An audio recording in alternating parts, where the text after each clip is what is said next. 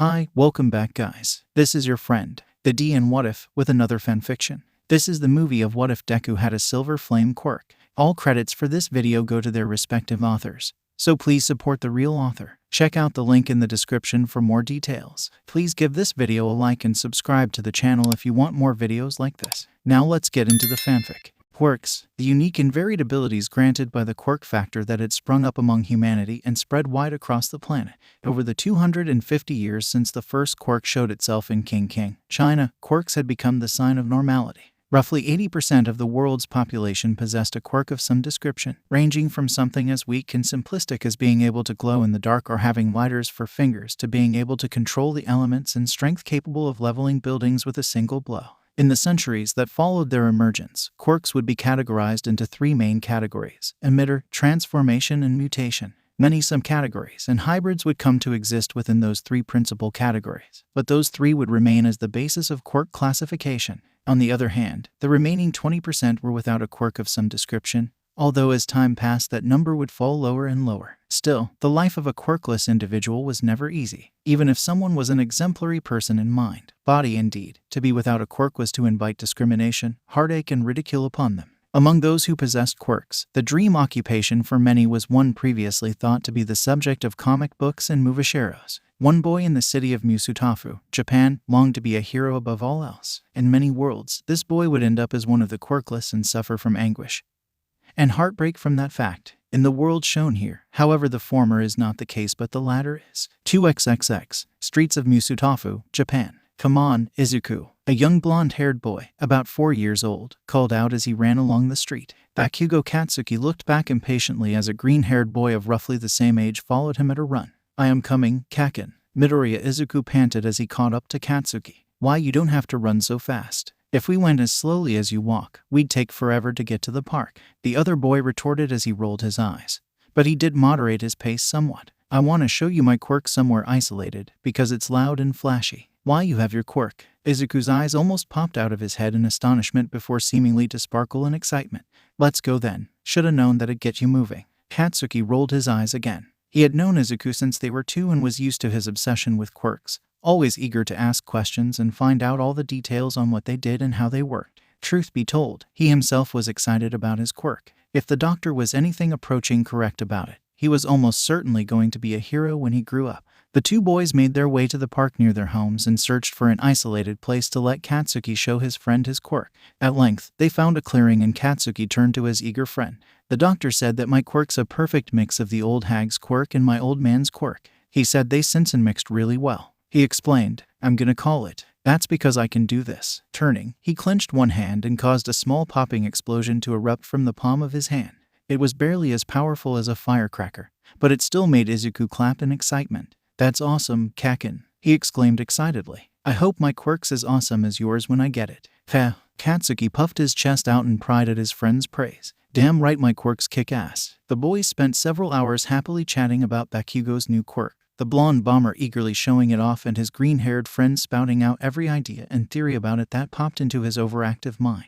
Eventually, they had to head home though. It was a journey of no more than 5 minutes to Izuku's home, one that the two young friends had made countless times before. On any other day, they would have been safe. That day, not so much. It was literally just a minute away from the apartment that Izuku shared with his mother that things went wrong.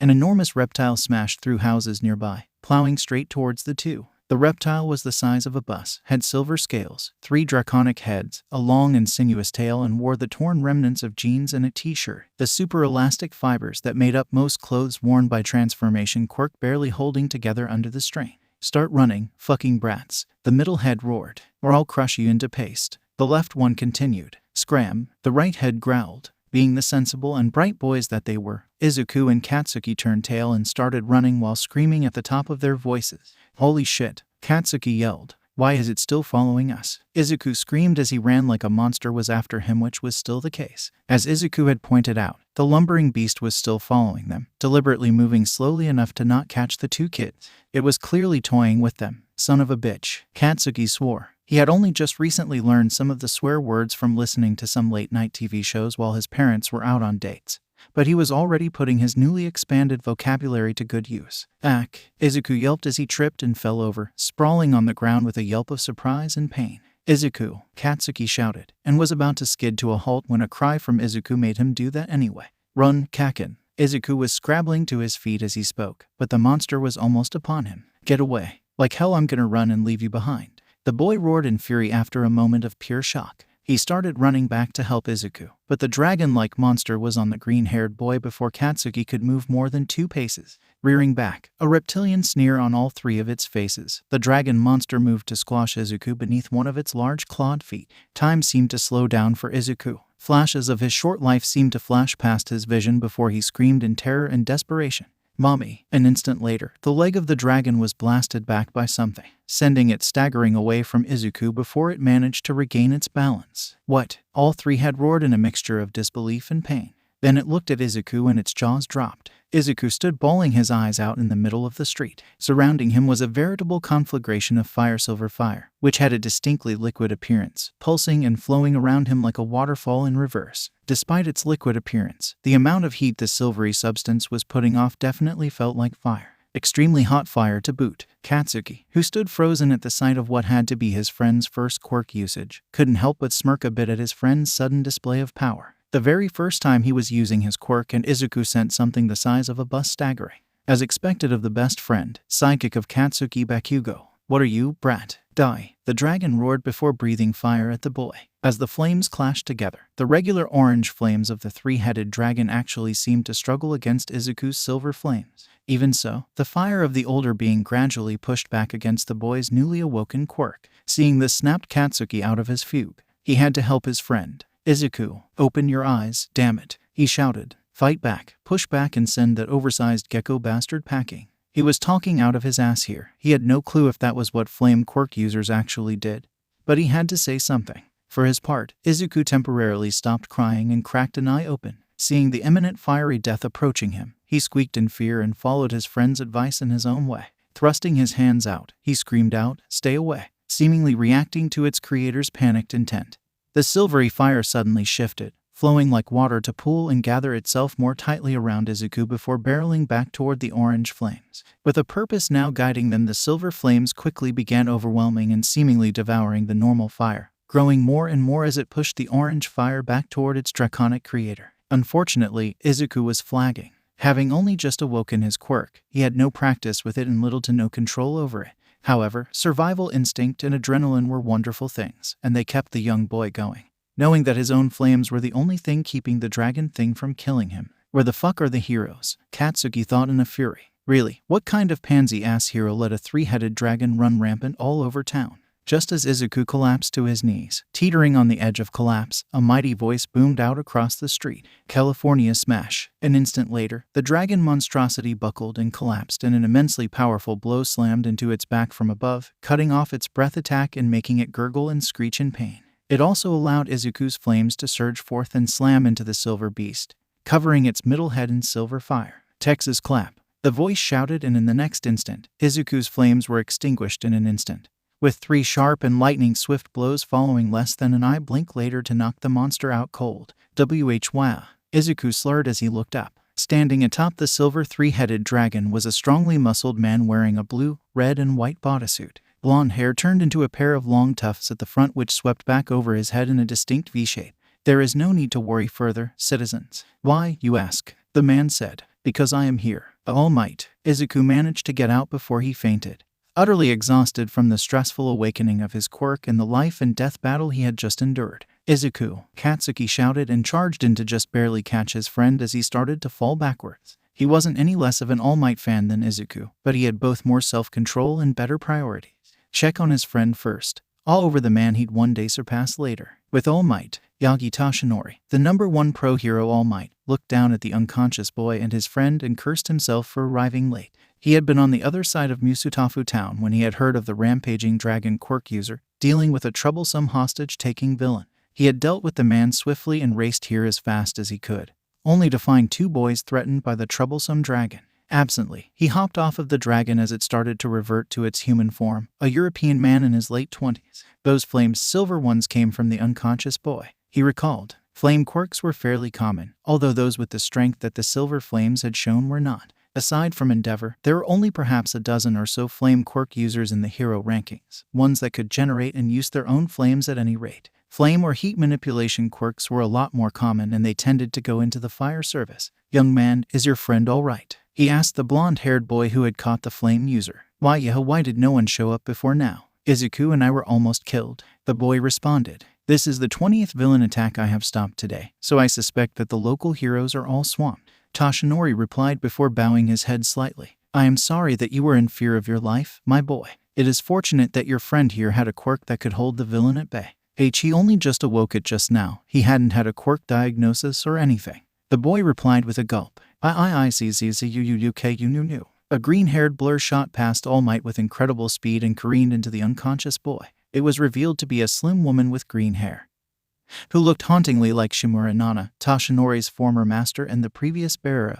Shortly afterwards, the woman who was presumably the green-haired boy's mother was joined by a red-eyed woman with blonde hair and brown-haired man with glasses, who were apparently the parents of the blonde-haired boy. "Damn it, Brad, can't you even go to the park and back without causing problems?" Bakugo Mitsuki scolded her son. It would have been more convincing had she not been pale and trembling slightly from shock. "Now dear, given the trouble in town, I think Katsuki can't really be blamed," Bakugo Masaru said with a comforting hand on his wife's shoulder. "Inko, how's Izuku?" "He won't wake up," the greenette wailed. Toshinori coughed, drawing their attention. "As young Izuku only just awoke his quirk. I think it likely, given the stressful situation he found himself in and the amount of apparent power he used, that he is physically exhausted, at the very least." "All Might," Inko squeaked out, Mitsuki steadying her as she swayed in shock. "Indeed," Toshinori said with his customary heroic smile as he picked up the unconscious man who had threatened the boys. He had a hearty dislike for those who threatened children and hoped that they threw the book at the man. "I must away and take this ne'er-do-well to police custody. Give my salutations to young Izuku when he wakes. Farewell." With a great leap, the #1 hero leapt into the sky towards the nearest police station. He also pulled out his phone and sent a text to a friend of his who was a quirk counselor and diagnosis expert. The power that the young Midoriya Izuku had shown needed to be expertly studied and the boy guided. The last thing they needed was another endeavor, after all. A week later, Izuku's room, Midoriya family apartment. Izuku sat on the floor of his room, writing furiously in a notebook that his mother had bought him. He had been unconscious for 2 days before waking up and finding himself in a hospital. His mother had cried up a storm when he'd woken up, which made the nurses wonder if her quirk was some kind of mutation quirk to do with ridiculously enhanced tear ducts rather than the minor gravity emitter type quirk that she had. The elder Bakugos had thanked him for protecting Katsuki, although the quirk user himself protested that Izuku had been protecting himself, not him. After getting out of hospital the next day, Inko had taken him to a special quirk counselor that specialized in powerful and potentially dangerous quirks like his, one that she'd told him had offered his expertise due to All Might's recommendation. The fact that Izuku had only a faded memory of his idol was something of a blow to him, but he resolved to one day have that added to his collection. Anyway, at the special center that the quirk counselor took him and his mother to, he had learned how to call upon his quirk, a mysterious silver fire that he could generate from any part of his body. The counselor had made him go through a whole battery of tests with it and had seemed fascinated by the results. Izuku's flame was quite unlike most flame quirks that the man had come across. Physically, the flames appeared more like a liquid than a flame, liquid silver or even mercury to be specific, yet still burned like a regular fire, just as hot as blue fire in fact. Even more interesting was that they seemed perfectly suited for countering other forms of fire. Much like what had happened with the Silver Dragon villain's fire, Izuku's fire would resist it due to its liquid properties and, in sufficient quantities, would smother and put out fire. The doctor had also called in a few quirk users with various forms of water, liquid control as well as those with fire manipulation quirks to test and see how the strange liquid fire reacted to them. Surprisingly, neither group could exert any form of control over the strange substance, both claiming that the strange silver flame was unlike anything they'd encountered before. That had just been yesterday. And Izuku was a bit sad that he couldn't go back to the place again. There was so much he wanted to try out with his new quirk, but couldn't due to its volatile nature. Something else that he'd found out was that his quirk was strongly influenced by his emotions. When he was happy, calm or otherwise in a positive mood, the flames seemed happy to come out and obey his command. But if he was sad, depressed or otherwise negative, the flames would either lash out or curl around him protectively without his conscious command.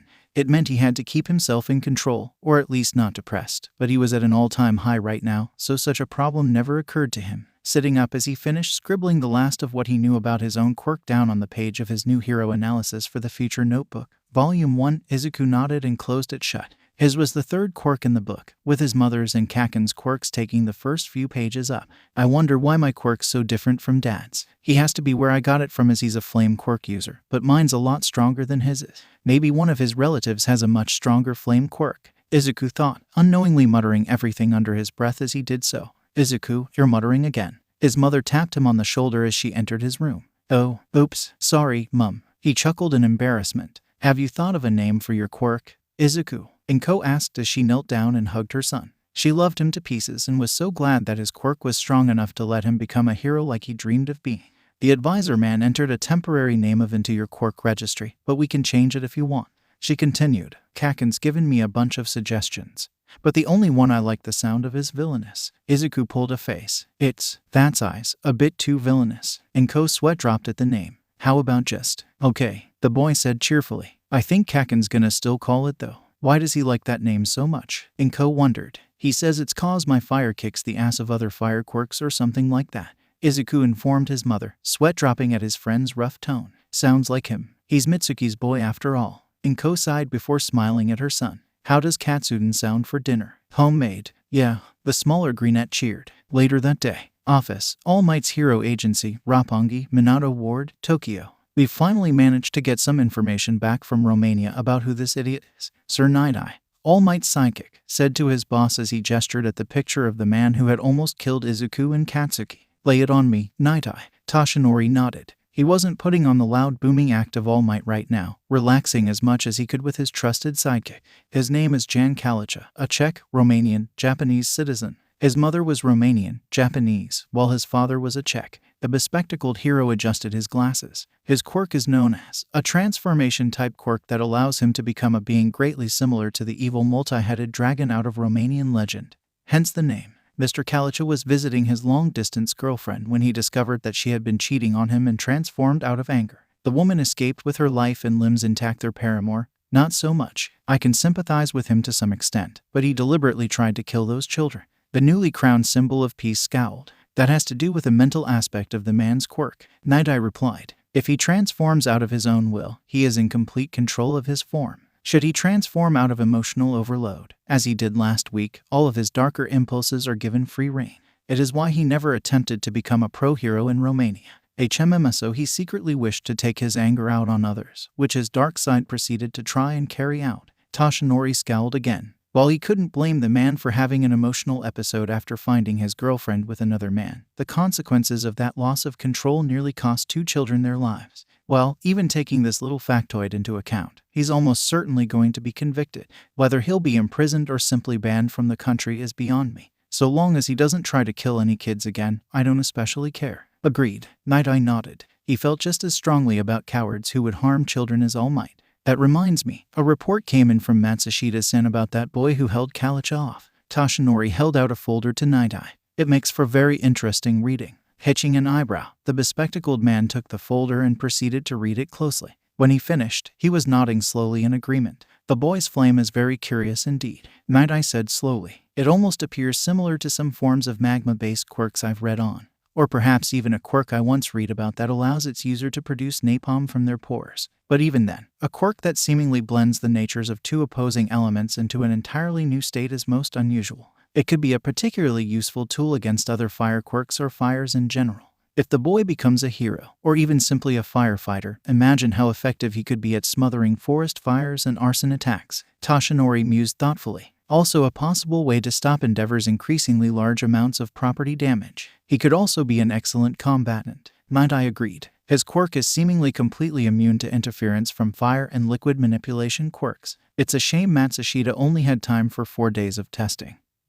But that's more than what he usually allows. Midoriya Izuku's quirk must have truly caught his interest. Yes, the old conjurer is aloof, but if something catches his interest, he likes to investigate it. Toshinori nodded. Did you see the sheet regarding what he caught with his quirk? Night-Eye nodded. Professor Matsushita Neji had the quirk, a mental emitter-type quirk that could be used on any individual quirk once a year at most. But usually it gave the man information on a quirk that was important, such as a weakness, a flaw, or a consequence to using the quirk. I have to wonder about why he neglected to tell the boy himself. Knowing old man Matsushita, he just forgot. The pro-hero snorted. I'll drop by the Midoriya home at some point in the next week or so and inform them about this little weakness that Matsushita discovered. Young Midoriya can't very well practice his quirk without knowing the one type of opponent he cannot use his quirk against well. Knowing one's limits and weaknesses is a wise stance. Night I agreed. Well, it's late, and knowing you plan on a long patrol again tomorrow. Until he is taken care of, once and for all, I cannot rest, Toshinori said grimly,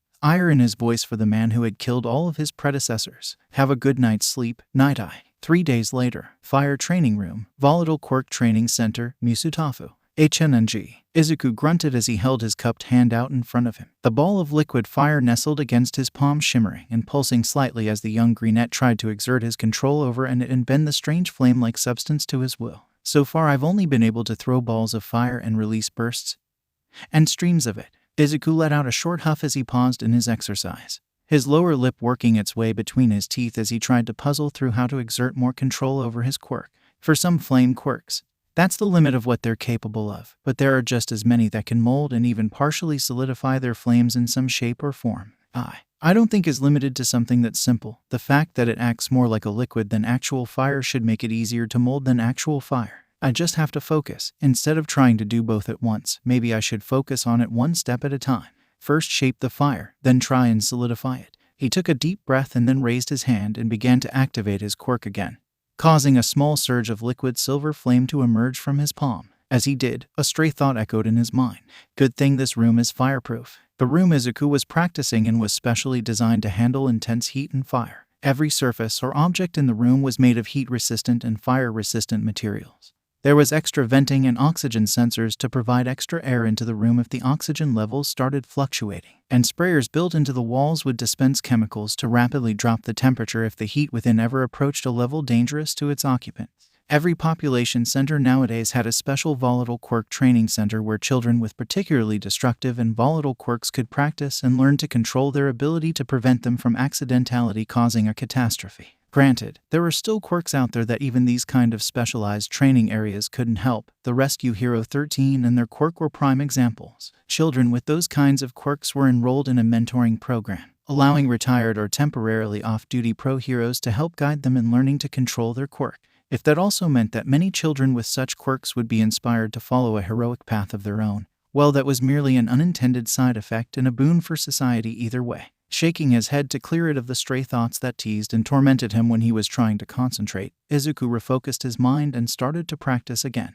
This time he'd try simply reshaping S-flames into a new form, rather than trying to create a solid object.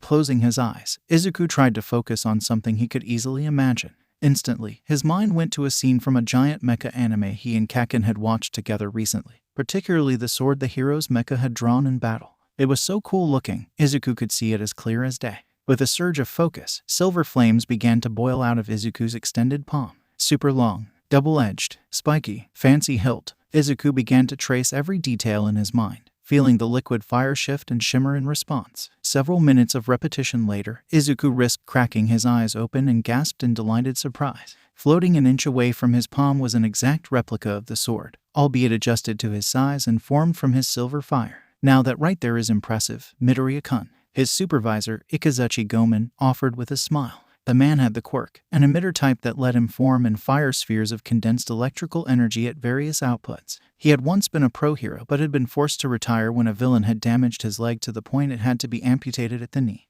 Now he worked as a guidance counselor at the VQTC, offering what help he could to youngsters trying to get a handle on their quirks. It takes a lot of focus to shape your quirk like that. Most kids your ages don't get farther than learning how to control their output by randomly blasting stuff with it until after the first year or so. Heck, it took me a couple of months just to learn I could control the size of my thunderballs. Izuku blushed deeply, preening ever so slightly at the praise. I just focus, sir. I think it's a bit easier for me since my quirka acts more like a L liquid than normal fire. The former pro simply smiled and nodded. That might be true, but it's still darn impressive, kid, especially with you only having it active for a few days now. Just remember not to push yourself too hard too fast. Slow and steady wins the race. Practice and perfect everything you can with your quirk. Don't rush headlong through anything or else you might lose control. You've still got over a decade left before you can apply to a hero school after all. The boy had left no doubts about what he wanted to do in the future, and Gomen was more than willing to encourage that idea.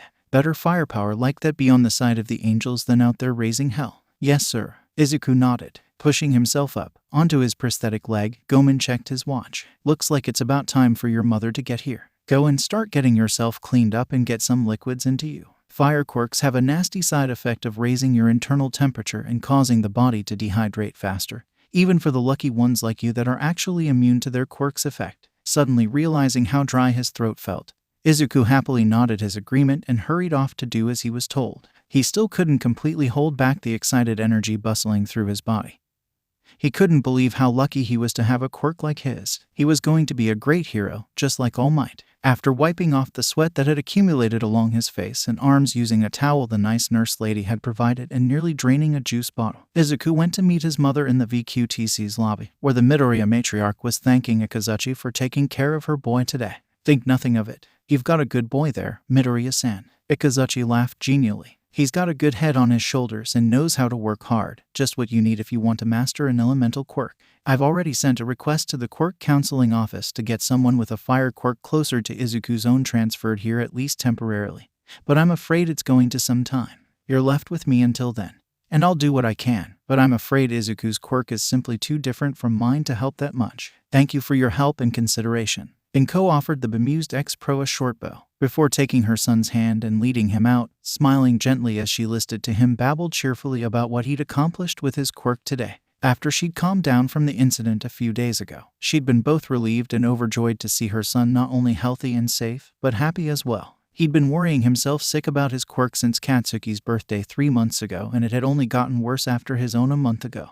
While she'd have much preferred for it to have awakened under far less dangerous circumstances, it was still a relief to see it active and her boy so happy about it. Only now, new worries were starting to take the place of her old ones. Both Izuku and Katsuki wanted to be heroes, but Inko was worried. Being a pro hero was an extremely dangerous occupation, the pro they'd just left being a prime example of that.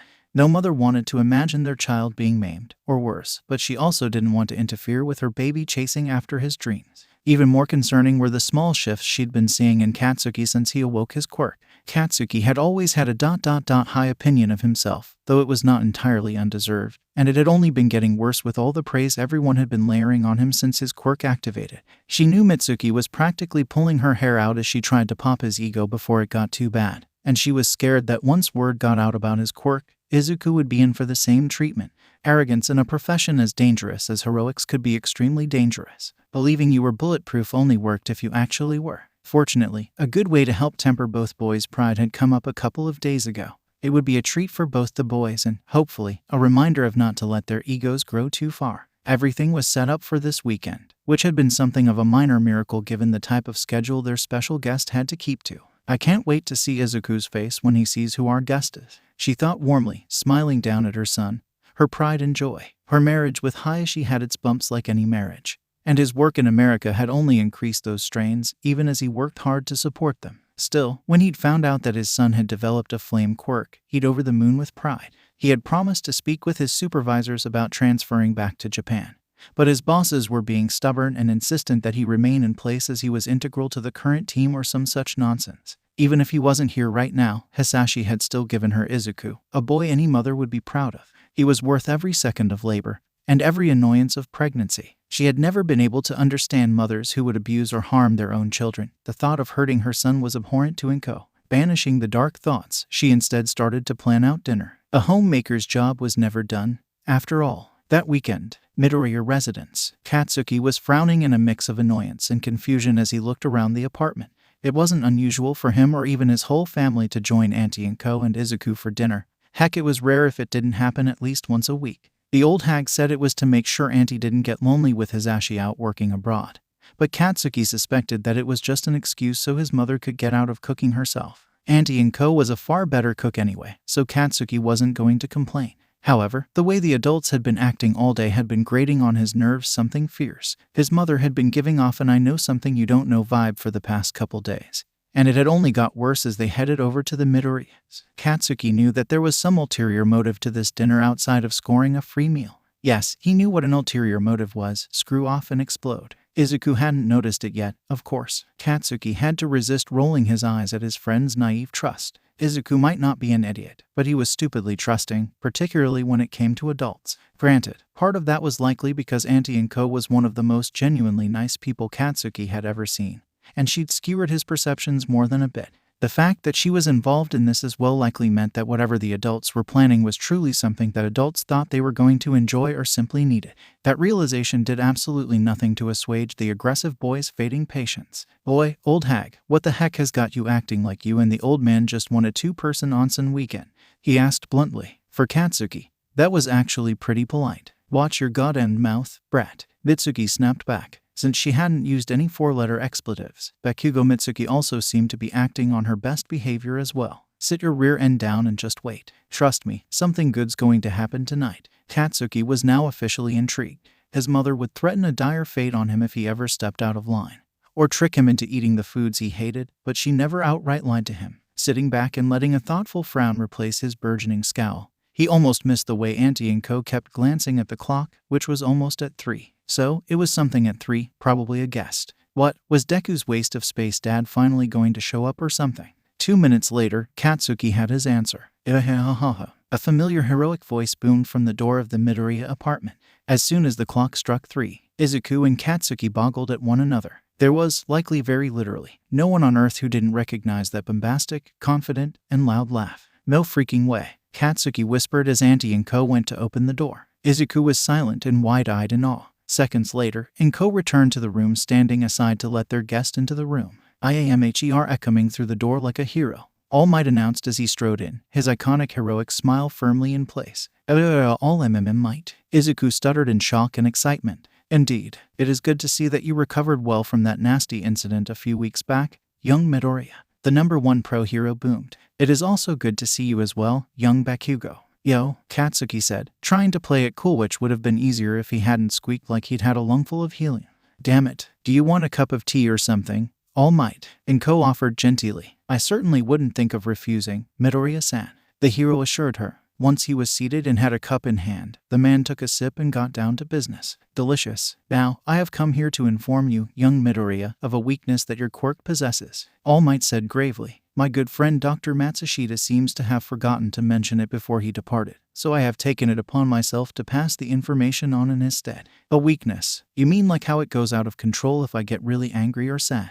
Izuku asked, barely managing to suppress his inner fanboy enough to let his quirk otaku side take over. "In a manner of speaking, young man," the pro said with a nod. "You see, my good friend Matsushita has a rather useful quirk known as using it. He can gain knowledge of a limitation or weakness of any given quirk so long as he can see the holder of it with his own 2 eyes. It only works on any given quirk once a year, but it is, you'll agree, a fairly useful one for pro heroes or even aspiring pro heroes." Nodding eagerly, Izuku waited for his idol to speak more. "Your quirk is especially powerful against other forms of fire and is even resistant to fire's normal weakness, water, but it apparently has one large elemental weaknesses," All Might stated seriously. "Apparently, your fire quirk can be frozen by even a moderately powerful ice quirk, rendering them incapable of actually burning anything, though I've been led to believe that you will at least retain control of it in this state. A fire you can freeze." Katsuki blinked. That sounded utterly ridiculous on the face of it, but this was All Might. The #1 hero had no reason to lie about this kind of thing, so it had to be true.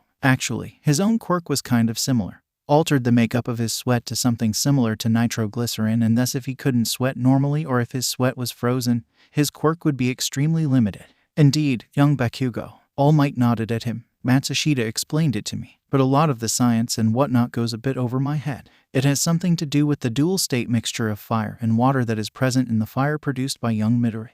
Something in the interaction makes the flames a perfect counter to most types of fire, including those made by fire quirks, but the trade-off seems to make water's ability to change from a liquid to a solid far more pronounced." "Oh dear," Inko said with a concerned look. "Wouldn't that mean temperature quirks would work as well, if someone could lower it enough?" "Indeed, but on a far lesser scale. Temperature quirks generally have a very limited area of effect, which means that the amount of fire your sun can produce can counter most of them," the pro assured her. "Attempting to freeze young Midoriya's flames with your average temperature quirk would be like using an electric fan to cool the Sahara Desert, for comparison's sake. Well, at least the kid doesn't have some weak sauce weakness that everyone and his grandma could use," Mitsuki commented with a shrug. "Last I checked, ice quirks were a lot less common than fire quirks. The kid's just gotta avoid snowy mountains and keep an eye on the weather forecast in the winter and he'll still turn out to be a kick-ass hero." All Might's sweat dropped at the somewhat crass way of speaking, and even more at the total non-reaction that it received from those present.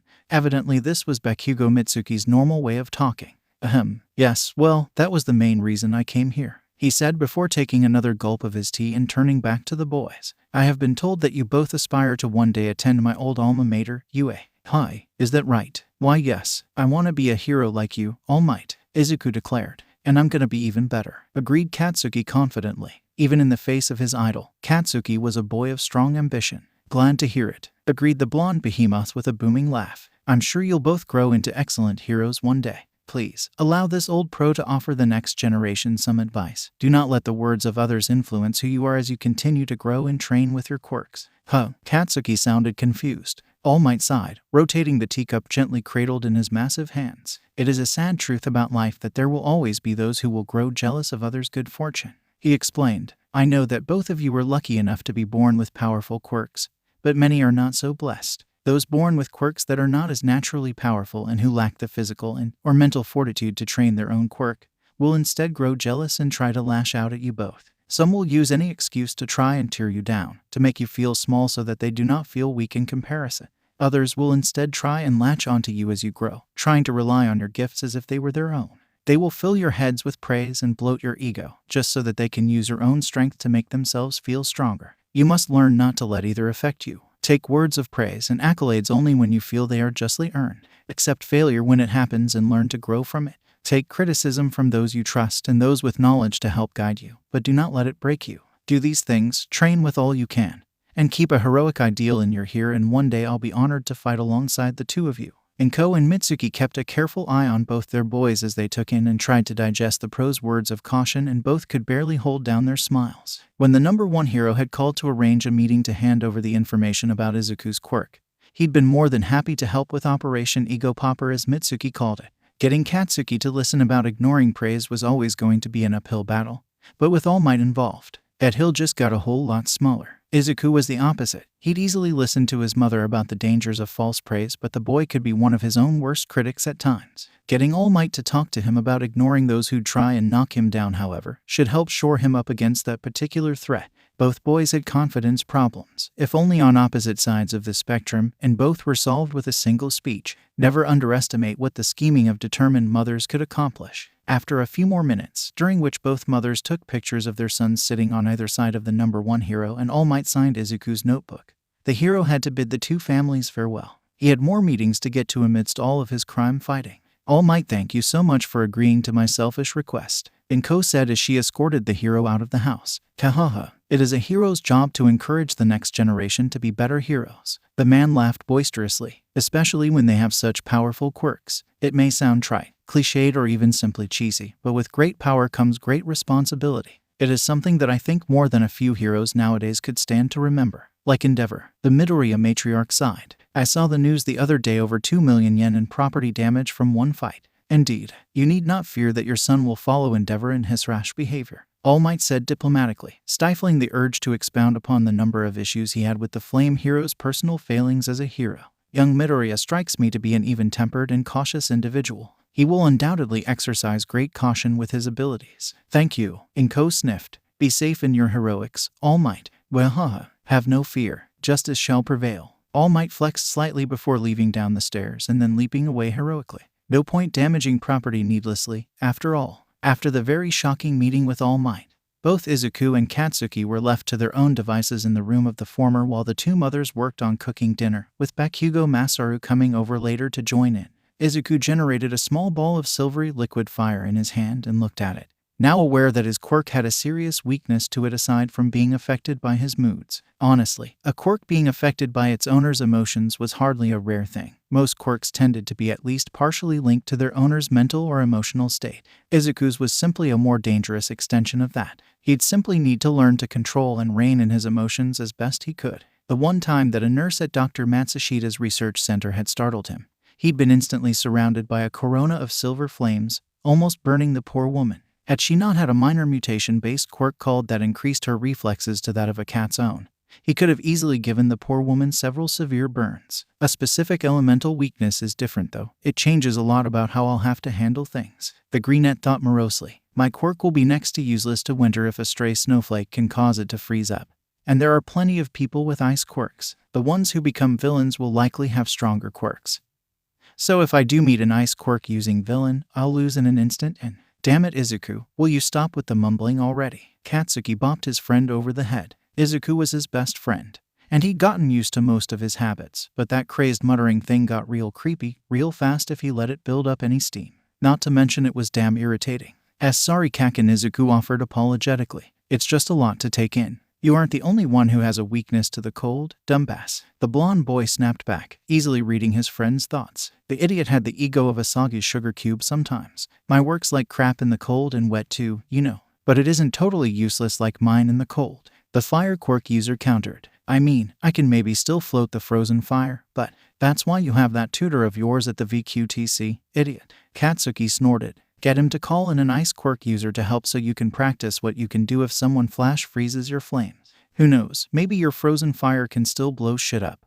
Or you can manipulate and throw it around like a telekinetic to bash a bad guy's head in. We're still only 4, you dumbass. We don't start UA until we're 15. That's more than enough time for a quirk nerd like you and a genius like me to figure out ways to turn our weaknesses into something we can use. Now man up and start acting like my future sidekick already, damn it. Lord Explosion Murder and the Silver Tyrant are going to kick ass, and no dinky ice is going to stop us, Kakin Izuku said with wide teary eyes, making the other boy scowl and look away. Yeah, Katsuki grumbled. He hated it when his friend got all mushy like this. Boys, dinner's ready, Inko called from the kitchen. Extinguishing his fireball, Izuku leapt up and ran from the room. He loved it when his and Kakin's mother worked together to cook dinner. It was always nice, although he was glad that his portions mostly lacked the explosive heat that Kakin liked. A little went a long way regarding spices in the young Midoriya's opinion. Hey, wait up, Katsuki yelped as he scrambled after his friend. No fair running, Izuku. The next week, Fire Training Room, Volatile Quirk Training Center. Weak to ice, you say? Gomen raised an eyebrow. The former hero looked down at Izuku, one finger thoughtfully tapping the metal leg that replaced the missing limb. Why, yes, sir. That's what All Might said, Dr. Matsushita's quirk told him. The young boy said with a jerky nod. Matsushita, heard of him. The man's supposed to be the best when it comes to analyzing quirks for weaknesses. If anyone could tell, it would be him. The one-legged man mused. Fortunately, we do have an ice quirk user available. She's the Frost heroine, Cold Front. She's on temporary leave from having a baby, so she's on light duties and is volunteering here until she's ready to head back to the streets. Wait here for a moment and I'll see if she's free to help us out. No more than 2 minutes later, Gomen was back, with a woman in an ice blue suit, decorated with white snowflakes. She wore a domino mask that seemed more for fashion than for concealing her identity. Her hair was pure white, with a single lock of ice blue falling loose over her face. Her dark blue eyes glinted with humor and experience. So you're the kid who has a fire that's weak to ice, she asked with a gentle smile. Why, yes, ma'am, Izuku squeaked. Just Cold Front is fine, dear. I may be a mother now, but I'm still only 23, she said, jokingly chiding. Now, create a small ball of fire and float it over to the other side of the room if you can. Okay. The boy nodded and did as instructed. Fascinating, it almost looks like a quirk I saw that allowed its owner to turn his limbs into molten metal. But I've never seen a flame that moves and acts like a liquid before. Cold Front mused thoughtfully as she studied the orb of rippling liquid fire respectfully for a moment. Okay, I'll start with a low-powered blast just to see how it reacts. Raising a single finger, the heroine shot a beam of pure cryogenic energy at the flame, deliberately holding back and aiming to barely clip the fireball. Still, the slight touch seemed to be all that was needed to turn the liquid fire into a block of flame-shaped ice. Surprisingly, the frozen flame didn't fall like she'd been half expecting, merely bobbing in the air slightly. Izuku winched. The fire felt different now. It was heavier, harder to keep afloat, and felt slippery, like he could barely keep a hold of it. Strangely, he didn't feel the slight draining sensation that kept the flames burning anymore. It was just there. The unfamiliar strain of keeping it afloat was a bit painful though, like using an entirely different muscle, and it was giving him a small headache. How does that feel, Midoriya-kun? Cold Front asked curiously. It's weird, he answered, trying to put what he was feeling into words. I'm not maintaining it anymore, but it's still there. It's a lot harder to keep it floating too, but it feels so different. So you're straining, but not much, she summed up. Well, that's likely due to the fact your quirk normally deals with something acting as a liquid, energy state, but now it's being forced to deal with something in a liquid, solid state. One part of the flame's properties has drastically changed, so it isn't much of a surprise you're feeling a bit of strain. I guess Izuku frowned. This is going to take a lot of training to get used to, isn't it? Although phrased as a question, it was more of a statement than anything else. Smart kid, Cold Front nodded with his smile. Yup, any quirk with an aspect which is either pinpoint or rarely used is like a muscle. You need to exercise it in order to strengthen it.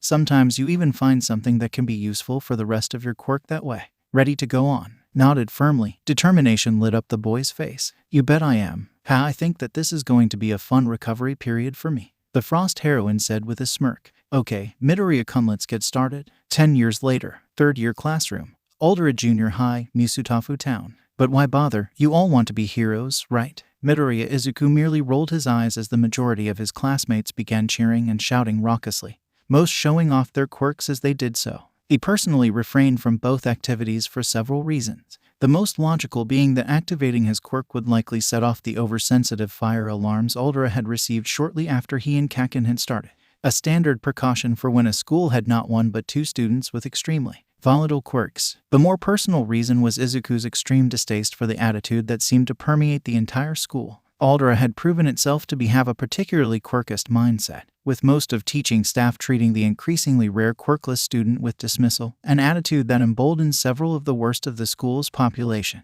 The Verdette had very firmly put his foot down when he'd found out about that.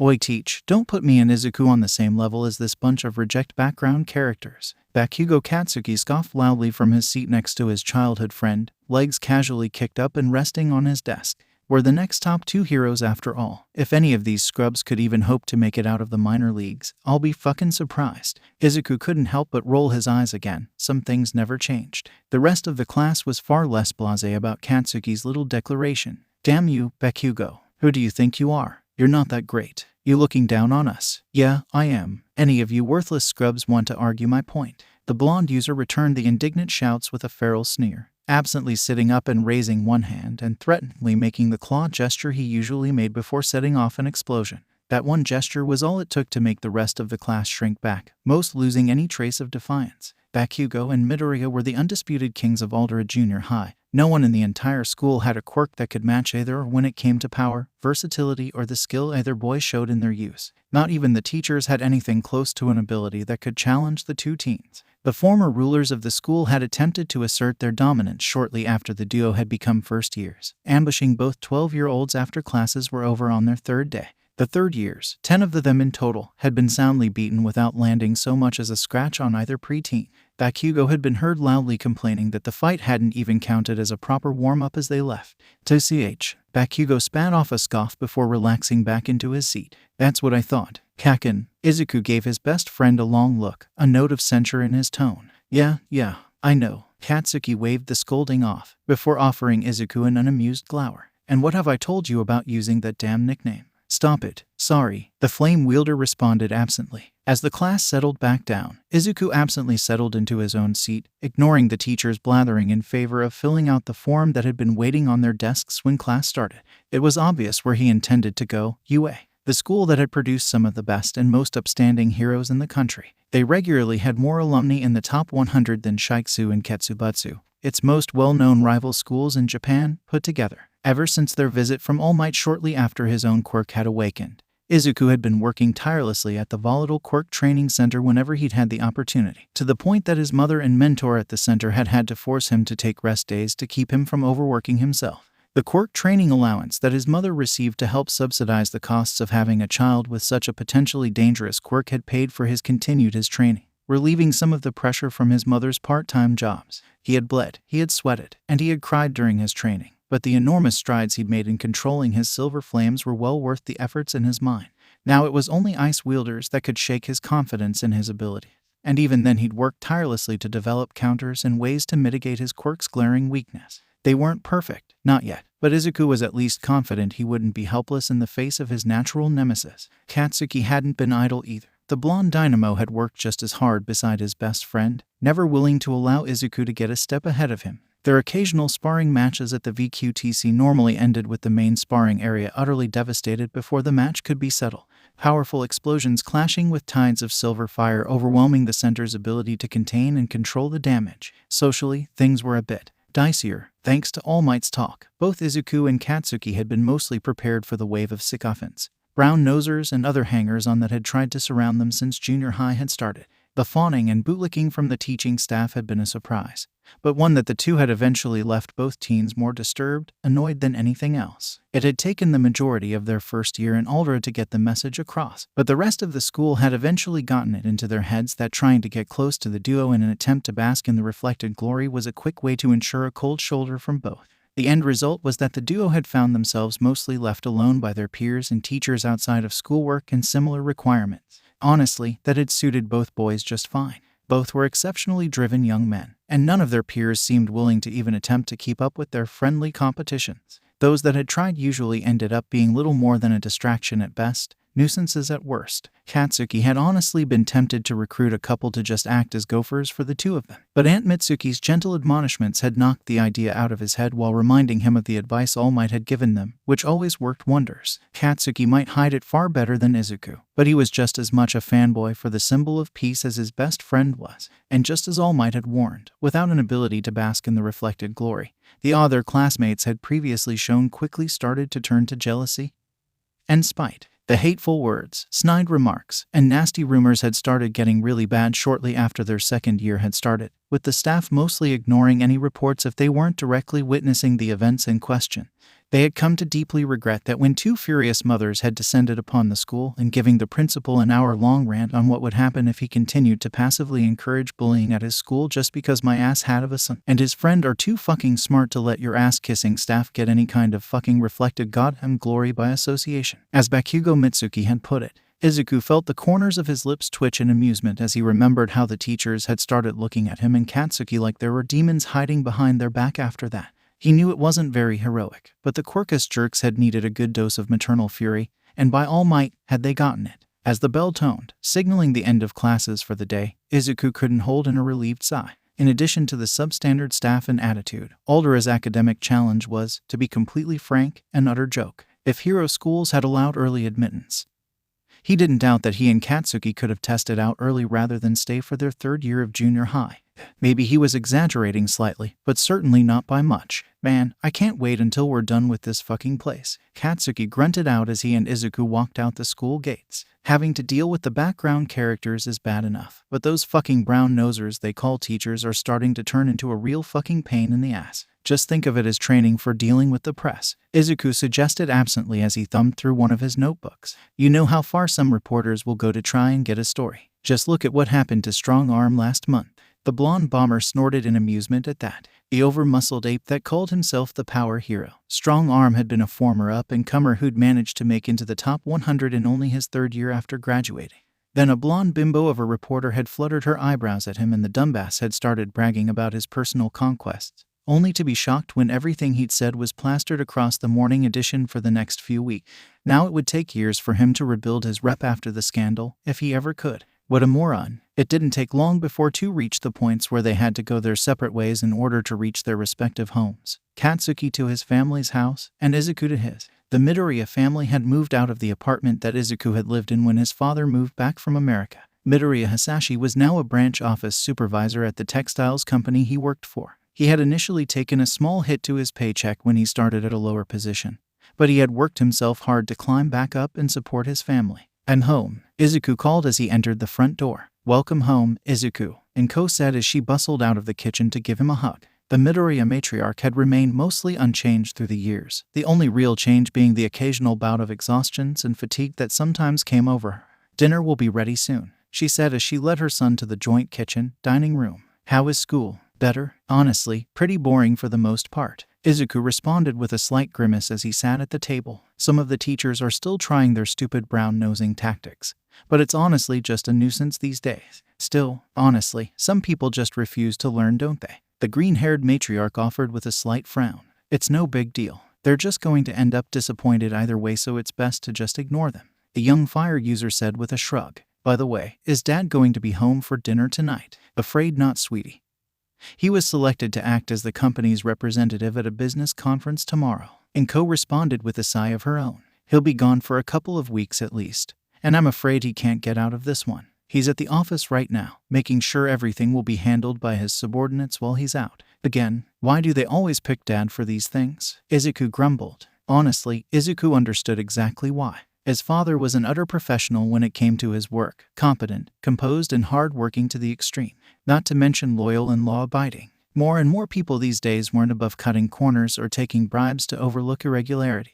This was especially true for a company that worked with such large corporations like the Yaoyorozu Hero Support Company and Shield Support Industries in America like his father's company did. In that kind of environment, a man with a reputation like Hisashi's was worth his weight in gold, meaning he was always a first pick for any major project or meeting. The fact it left him overworked and away from his family for long stretches of time was a cost the company was willing to pay. Inko gave her son a sympathetic smile as she cooked. Izuku and his father had truly gotten close again once he started to be more than a voice over the phone, and the father-son bond between them was truly something heartwarming for her to watch. Neither of the men in her life were happy when Hisashi got dragged into these long-term projects, but it couldn't be helped sometimes. Oh, that reminds me, Ikazuchi-sen called earlier today. She suddenly remembered. He said he's going to be handing you over to your new trainer next week. Izuku's face scrunched slightly at that. Ikazuchi Gomen had been his personal mentor at the Musutafu Volatile Quirk Training Center for a decade now, and the two had developed an almost familial rapport. Sadly, Isen's health had been taking a turn for the worse lately, and he'd be retiring permanently within the next few months. Something about a chest injury that he'd taken before he'd lost his leg. The Frost Heroine. Cold Front still stopped by every now and again to help him work with developing counters for his quirk's weakness, and he'd had a few other temporary trainers over the years, but Ikazuchi had been the one who'd helped guide him the most. So, the fact that this might be his final handover with the man was a sad moment for Izuku. "He say anything about who my new trainer will be?" he asked aloud after a moment. "Sorry, honey. He just said that you'd be excited to meet them." Inko replied with a shake of her head. "I think he's planning another of his surprises. He certainly sounded excited about it himself." "Yeah, he's always enjoyed making me jump," Izuku said with a fond shake of his head. "Well, at least I don't have any homework tonight. I finished it all during class today and handed it in before we left." "I'll bet the teacher didn't enjoy that," Inko offered with a smirk. She was oh so proud of her brilliant baby boy, and she honestly wished that she and Mitsuki had been able to send their boys to a better school. Neither Izuku or Katsuki were being remotely challenged by Aldera, and the teachers were several things that she'd prefer not to call people in polite company. Still, Izuku hadn't allowed anything to dampen his dream to become a pro hero, and the first step to that for him was attending UA high school. She wasn't worried about him passing the academic exam. He self-studied enough that she was confident in his abilities there, but the practicals were an entirely different story. Outside of the occasional spar with Mitsuki's son, and that awful incident which had awakened his quirk in the first place, Izuku had never used his quirk to attack anyone or anything, static targets aside. It was something for him to work on this year, she supposed. Izuku, meanwhile, had turned on the television and was eagerly watching footage of All Might punching a villain with some kind of sludge mutation quirk. She noted that it was happening live and was just thankful that her son hadn't been drawn into that kind of mess. The next week, staff room, Musutafu Volatile Quirk Training Center. Kamijimo, better known as the Pro Hero Burnin, forcefully repressed the urge to scratch at the cast covering her left forearm and hand. Instead, she once again began to mentally curse the dumbass villain with that fucking transparency quirk and a goddamn crowbar that had broken her wrist and forearm in 3 places. She'd scorched the creep something fierce for it and arrested his ass, but she was still officially stuck on light duties until she fully healed. So instead of having her stuck doing office work, which she both hated and sucked at, her boss, the flame hero, Endeavor, had temporarily assigned her to take up a temporary post at a VQTC as a PR assignment. Honestly, it was probably more to keep her from going stir-crazy and annoying the shit out of him and the rest of the flaming sidekickers. And now I'm stuck teaching some snot-nosed brats how not to scorch themselves with their own quirk. Fun, she thought sarcastically. At least it beats doing paperwork all day, if barely. She really wasn't really the type to normally get all moody and shit. Instead, she honestly tried to live up to her hero name as a passionate, outgoing hero. But she honestly preferred working with professionals, or at least people who knew how to actually work properly. She'd had to deal with far too many incompetent morons who thought that having a powerful or flashy quirk was all it took back when she was a hero student, and the experience, not to mention the injuries she'd had to suffer through because of said morons, had left her with a severe distaste for anyone without a proper appreciation for control of their quirk. Like most of the brats that attended facilities like this and thought just throwing their quirks around would make them the next All Might.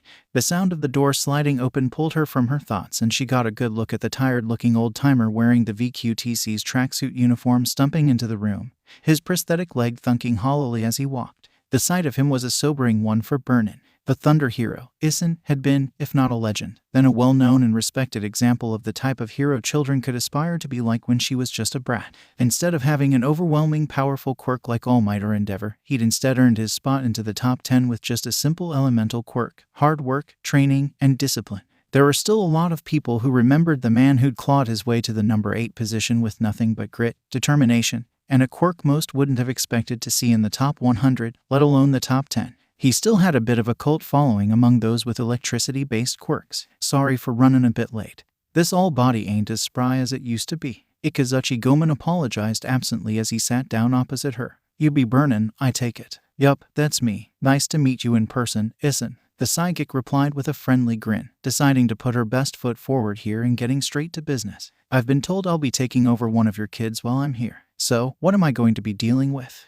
You'll be taking over Izuku Midoriya's case. I guess you could call him my pet project since he first came to the VQTC a near decade ago. The old pro offered with a fond smile. He's a good kid with a heart of gold, smart as a razor, a work ethic that'd make a drill sergeant weep in joy, and a damned powerful quirk that'd give that boss of yours a run for his money. Really, kid sounds too good to be true. Vernon offered, sounding skeptical. Kids, particularly those with powerful quirks, tended to be rude, arrogant little buggers. Same as her when she was a brat, really. So, I take it his quirk's a fire-based one then. There's the tricky bit. While Izuku's quirk is technically classified as a fire quirk, it's actually closer to some form of elemental composite quirk. Isun offered with a smirk. It's called, and it's a flame manifestation and manipulation quirk that works almost as an antithesis to other fire-type quirks. The flames he manifests are not only silver-colored but also show properties more akin to a liquid-type quirk than a fire-type. They give off the same heat and energy as normal flames, but possess the fluidity and flame-smothering abilities of water. That last fact caused Vernon to nearly bolt up out of her chair. Wait a minute, she gaped at the old man. Are you saying that his flames can extinguish most any other type of fire, whether it's quirk-generated or natural? The old pro finished with a nod. More than that, he's learned to actually use other flames as a fuel source for his own, letting him conquer them as a friend of his once put it. That little trick is what convinced him to officially have his quirk relabeled from Simply. Can't say it's not applicable either. Point of fact is, even if someone like you or Endeavor tried to use their quirk against Izuku-kun, all they'd be doing is making him stronger. That image made Vernon gulp a bit. No pro liked the thought of someone being able to completely no-sell their quirk. The very idea of her boss's signature Kaku Shakugan being not only quenched but absorbed by this kid's quirk was simply mind-boggling. Endeavor hadn't held the position as the number 2 hero for the better part of 2 decades without reason. Her boss was a veteran fighter with an extremely powerful quirk. She'd seen him used to defeat even those who should have been a natural counter to his quirk, from water quirk users, to flame controllers, to even those whose quirks should have made them utterly fireproof. There had only been a few cases in her entire time as a flaming psychicer that she'd seen them do more than annoy her boss, and only 1 or 2 that had ever forced the flame hero to fall back for any amount of time. That sounds fucking crazy, she muttered aloud before shaking her head and getting back on topic. She could brood later. And what exactly can he do with these flames of his? How good is the kid's control? He's been working on his control for nearly as long as I've been working with him, and I can say that he's gotten pretty dang good at it. Isun chuckled. He's managed to figure out how to release his flames from any point of his body, and he's good enough to not only shape his flames into constructs, but condense and at least partially solidify them as well. Like I said, boy's got one hell of a work ethic, and his quirk itself is nothing to sneeze at either. Dang, the sidekick hissed out, drawing out the word. She could respect that kind of work ethic. Kid sounds like some kind of monster, she stated approvingly. He's still got some flaws that need ironing out. The retired pro offered with a light shake of his head. One of the biggest things I'm hoping you'll be able to help the lad with is that he tends to be a bit overly cautious, particularly when it comes to causing collateral damage. As far as his quirk itself, he still suffers from the most common quirk issue for fire quirk users. Overusing his quirk rapidly dehydrates him, though he's worked to build up his endurance and resistance to that. In addition, there's 2 real weaknesses that I've keyed onto when it comes to. First, it has a naturally strong empathic link to Izuku's emotions, particularly his negative ones like anger or sadness. If Izuku loses control of his emotions, it'll instinctively lash out at whatever is causing him distress almost like a natural defense. That's not particularly rare when it comes to flame quirks. Both thought absently. Remember how her own would flare up uncontrollably when her emotions got the better of her back when she was a teen. The second has to do with its liquid qualities. Because of this, Izuku's flames are as vulnerable to ice quirks as any water quirk, perhaps even weaker. Gomen finished. Ice? Vernon questioned flatly. Not quite sure she'd heard him right. You're saying this monstrously strong fire quirk is vulnerable to ice. Dr. Matsushida's quirk has already taken a look at it. He's confirmed that, due to the liquid nature of the flames, is unusually vulnerable to cold. Isin replied patiently, having obviously been expecting the disbelief. Even a moderately powerful ice quirk can quickly freeze Izuku-kun's flames solid. One of our usual volunteers, the Frost heroine, Cold Front, has been working on and off with Izuku-kun to try and develop counters for it for nearly as long as I've been working with him, and we've literally got hours worth of recordings on the subject. Oddly enough, even when the flames are frozen, Izuku-kun can still sense, manipulate, and control them telekinetically as if his quirk were cryokinetic, though the effort required is several times more intense than simply controlling his liquid flames. Mo had, of course, heard of Dr. Matsushita before. He was widely regarded as one of the foremost quirk analysts and researchers in the world. Endeavor had personally hired the man several times over the years to get a better understanding of how his subordinates, and even his children's, quirks worked. Vernon reluctantly conceded that Isin wasn't bullshitting her on this one. I think I might be in a bit over my head on this one, she admitted. I'm not sure what I can help him. His quirk sounds like it's on a whole other level than mine. Mine isn't exactly a close match for his either, girl, the retired pro reminded her dryly. And I like to think I've done fairly well over the last decade with just what I've been able to gather from fire quirk users I've either worked with or fought against during my career. As a fire user yourself, I don't doubt that there's got to be dozens of tiny little tricks, strategies, and techniques that only a flame quirk holder would notice or understand. More than that, young Enji's got more fire, flame, and heat-based quirk users working for him now than any hero agency in Japan, so you've likely got an even broader spread of knowledge than normal. Vernon almost choked on her own tongue when she heard someone call her boss the number 2 hero himself, young Enji. Then again, she supposed that if anyone had the right to call the flame hero something like that, it would be a hero from the generation that had immediately preceded the rise of Endeavor and All Might. While it couldn't compare to some of the battle that the current number 1 and number 2 heroes had been involved in. Isin's final battle as a pro hero against the villain King Katana, who'd been hopped up to hell and back on a quirk-enhancing drug, likely an early predecessor to the drug commonly known as Trigger in the current age, was still required watching for final year students at several hero schools across Japan, including the big 3 of UA, Shikzu and Ketsubatsu. Well, I guess you've got a point there. She coughed into her fist before continuing. There's a lot about fire quirks that you need to have a fire type of your own to really understand.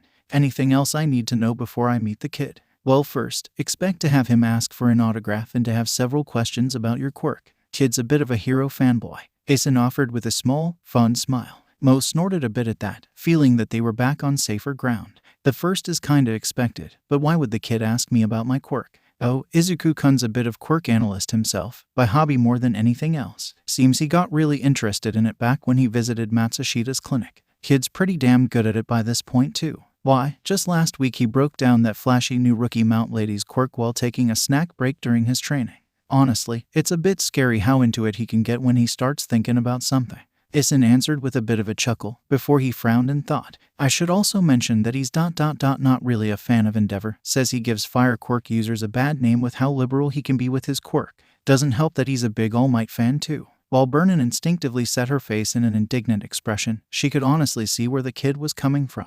While Endeavor's impressive arrest record, one that rivaled and even surpassed All Might's in some areas, and his public image as a strong, stalwart defender and warrior against villainy had earned him some support and followers. His seeming lack of concern for the amount of damage he inflicted and the excessive amount of force he would sometimes bring to bear had earned him just as many detractors. There was a reason that his position of number 2 was never as solid and unshakable as All Might's position as number 1. That combined with his caustic rivalry with the symbol of peace, as much as his PR teams tried to downplay it. And yeah, Mo could see some good reasons the kid would dislike her boss. Is me being one of Endeavor's sidekicks likely to cause problems? She asked bluntly. As long as you don't intend to defend the man's virtues to the death, then no. Izuku-kun is a good boy and he's always been very respectful with the pros who have helped out before, even those with less than stellar reputations. As long as you treat him fairly and don't act in an unheroic manner, he'll give you all the respect that a teacher and trainer deserves, never mind what he believes a pro hero has earned. Isin replied honestly. I can live with that. Vernon let out a sigh. Well, at least I'm going in forewarned about that particular landmine. How long until I meet the kid? Isin checked the clock. He should be showing up in the next 5 minutes or so. Gotta admit, I'm going to miss teaching him. So why are you retiring then? The heroine couldn't help asking. Isin let out a bone-rattling sigh. I'm an old man, Vernon, one that took more than his fair share of licks when he was still in his prime. The retired pro looked off into the distance, eyes foggy as he reminisced about a day long ago, back when I'd just quit being a psychic and started my own agency. There was this young punk of a villain who'd decided that tearing down a new hero agency would be the perfect way to make a name for himself on the streets. Cocky young bastard had a nasty electric quirk of his own that let him gather and fire out beams of concentrated electrical energy like lightning bolts out of his hands. Fool called it, and the things were strong enough to kill most with a direct hit. I was just getting into my prime, rising up the ranks, and thought I was near unbeatable, and that was all it took for the little bastard to get the drop on me. I ended up taking a shot directly to the heart. Shit, Vernon hissed out in horror. How'd you even? I've an electric quirk user myself. Just like how most of you with flame quirks usually have a natural resistance to flames and heat, those like me can usually handle more voltage than a normal person. Isin offered with a small smirk. I managed to power through it, which surprised the hell out of the punk. Before he could even try again, I managed to knock his block off and send him scurrying off. Then I promptly collapsed onto the floor. Turns out that the blast had done some minor damage to my heart, something about how it handles electrical impulses. It wasn't an issue back then, but it's only gotten worse as time's gone on. I can't even use my quirk these days without my heart itching like someone took a knife to it. I made a few friends in the support industry back in my glory days, and one of them contacted me a few months ago to offer me a spot for some trials at a clinic on Island.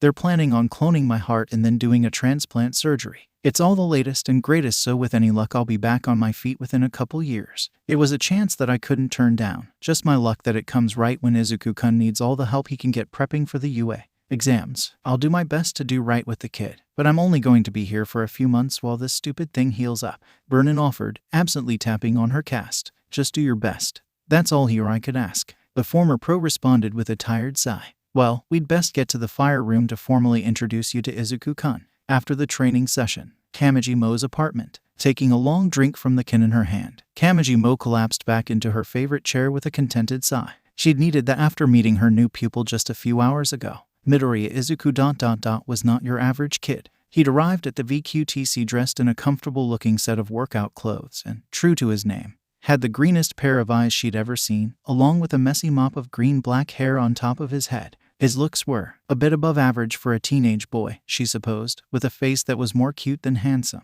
He was about average height for a 14-year-old and had a fairly well-developed set of musculature. The latter was something Mo appreciated on a professional level more than anything else. She'd seen far too many idiots, particularly those with emitter quirks, that thought they could be a hero relying solely on their quirk. His eyes, however, remained the most drawing feature of the young man. Those bright green orbs were bright and sharp, showing a quick mind constantly taking in everything around him. As Isin had predicted, he'd asked for her autograph almost immediately after getting over his shock that he'd be working with a relatively well-known pro for the next few months. The barrage of questions about her quirk that he'd asked after she'd signed his notebook had been interesting and amusing. She'd ended up using it as a test to see just how sharp the kid actually was, telling him to analyze everything he could about her quirk during their session and give her a rundown on everything he'd discovered and theorized at the end.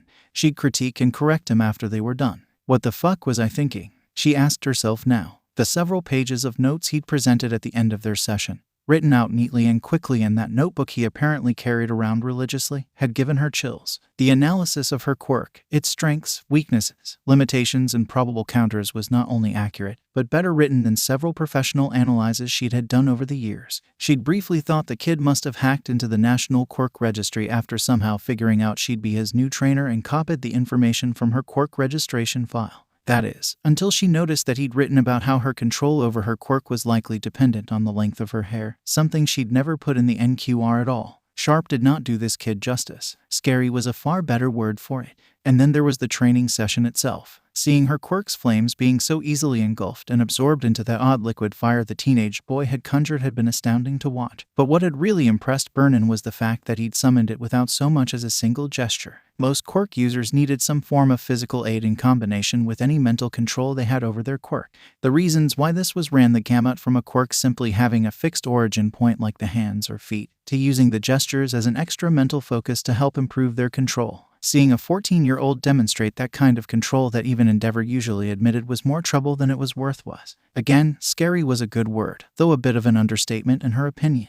And, of course, that hadn't been the end of it. She'd had the kid run through his entire repertoire of tricks and techniques after that to get an idea of how he normally used his flames. Mo had never been more glad that she was so used to seeing dramatic explosions of flames on a regular basis. Otherwise, the show the kid had put on would have had her jaw clattering against the floor like one of those lame American cartoons. Midoriya had also proven to be completely immune to the heat of his own flames, and had even demonstrated that he could control it enough to have it not burn others as well. Hell, she'd experienced that aspect firsthand when the kid had thrown an attack at her that looked as visually impressive as Endeavor's Kaku Shakugan. Instead of being royally scorched by the tidal wave of fire, she'd merely been swept back by the impact of the flames. No heat, no burning, nothing. That alone made the kid's Quirk pro-level material, but he hadn't stopped there. The green-haired little pyro had demonstrated how well he could shape, condense, and solidify his flames, forging weapons, armor, and even constructs to fight with in addition to simply blasting flames at anything that moved. Kamijimo was not normally a person who felt jealous of other people's quirk. Her own was damned impressive enough in her own opinion, but she could honestly admit to being more than a bit jealous of the kid by the end of their session. Finding out the exact circumstances about how it had awoken had certainly killed a bit of that jealousy. Damn, and the kid's planning on applying to UA next year, she mused aloud. Fuck me running. If Nezu and the others are even half as good as their height, then he's going to be one scary little bastard by the time they're done with him. Granted, he was well on his way to being one right now, but she could already see some issues that needed work on. For all his combat power, Izuku lacked both combat experience and any form of real combat training.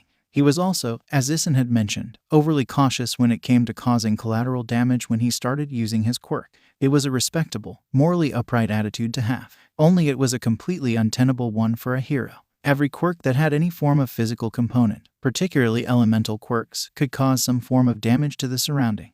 Nearly every hero out there had done some amount of collateral damage sometime in their career. Most who specialized in villain capture did it on a fairly regular basis. After all, villains weren't about to hold back just to keep property damage down. Expecting heroes to handicap themselves to do the same was just stupid. Keeping property damage to a minimum was a good thing. But there was a reason that Hero Public Safety Commission had such a large budget when it came to repairing property damage. So, beating practicality and combat pragmatism into his head, offering up some fire quirk tips, and getting him some actual combat training and experience, Mo mused to herself absently as took another sip of her beer. Yeah, that should be doable in the 3 goddamn months I'm stuck off the front lines. Hey, it's better than being chained to a desk again. I'd end up burning it down in a week. Again, idly brushing off the memory of Endeavor's glowering face as he stood over the blackened remains of her desk after the last time she'd been trapped on desk duty. Mo leaned back and started to plan out exactly what she'd need to do in the next 3 months before nodding slowly. What she had planned should cover all her bases fairly nicely, even if the kid only came to the training center once a week. Oh yeah, by the time I'm done with him, the kid will rock the entrance exam. The fire user smirked to herself, her hair flickering excitedly to mimic her own emotions. And I'll be able to say I trained the brat.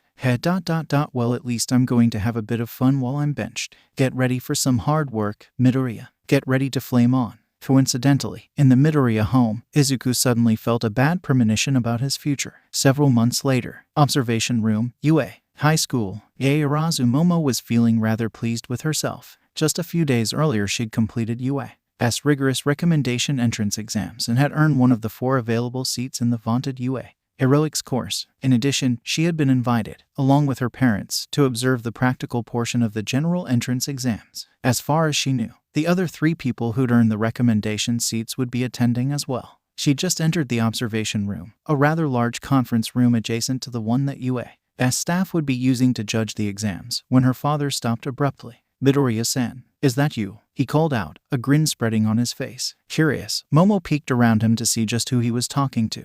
Yaoyorozu-san. The man her father was addressing turned around, apparently recognizing her father's voice. He was a fairly tall man with long, straight black hair pulled back and flowing down his back. He had red eyes, a stern-looking face, and was dressed in a well-fitted suit. It is you, her father said in delight as he stepped forward to speak with the man.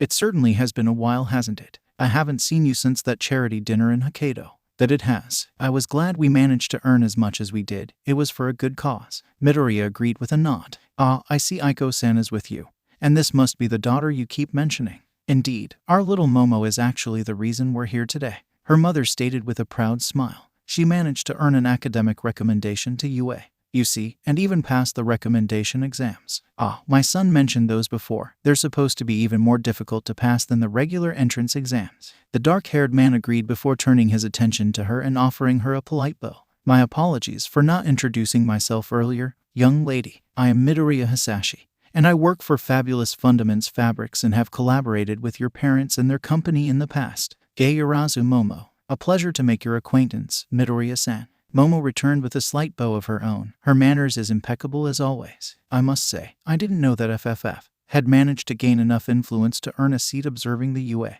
general exams. Mother asked with a slightly puzzled expression. We just recently struck a deal with Principal Nezu himself in order to start supplying UA as support course with hero-grade fabrics. They've apparently been having issues with the quality of products coming from their previous distributor.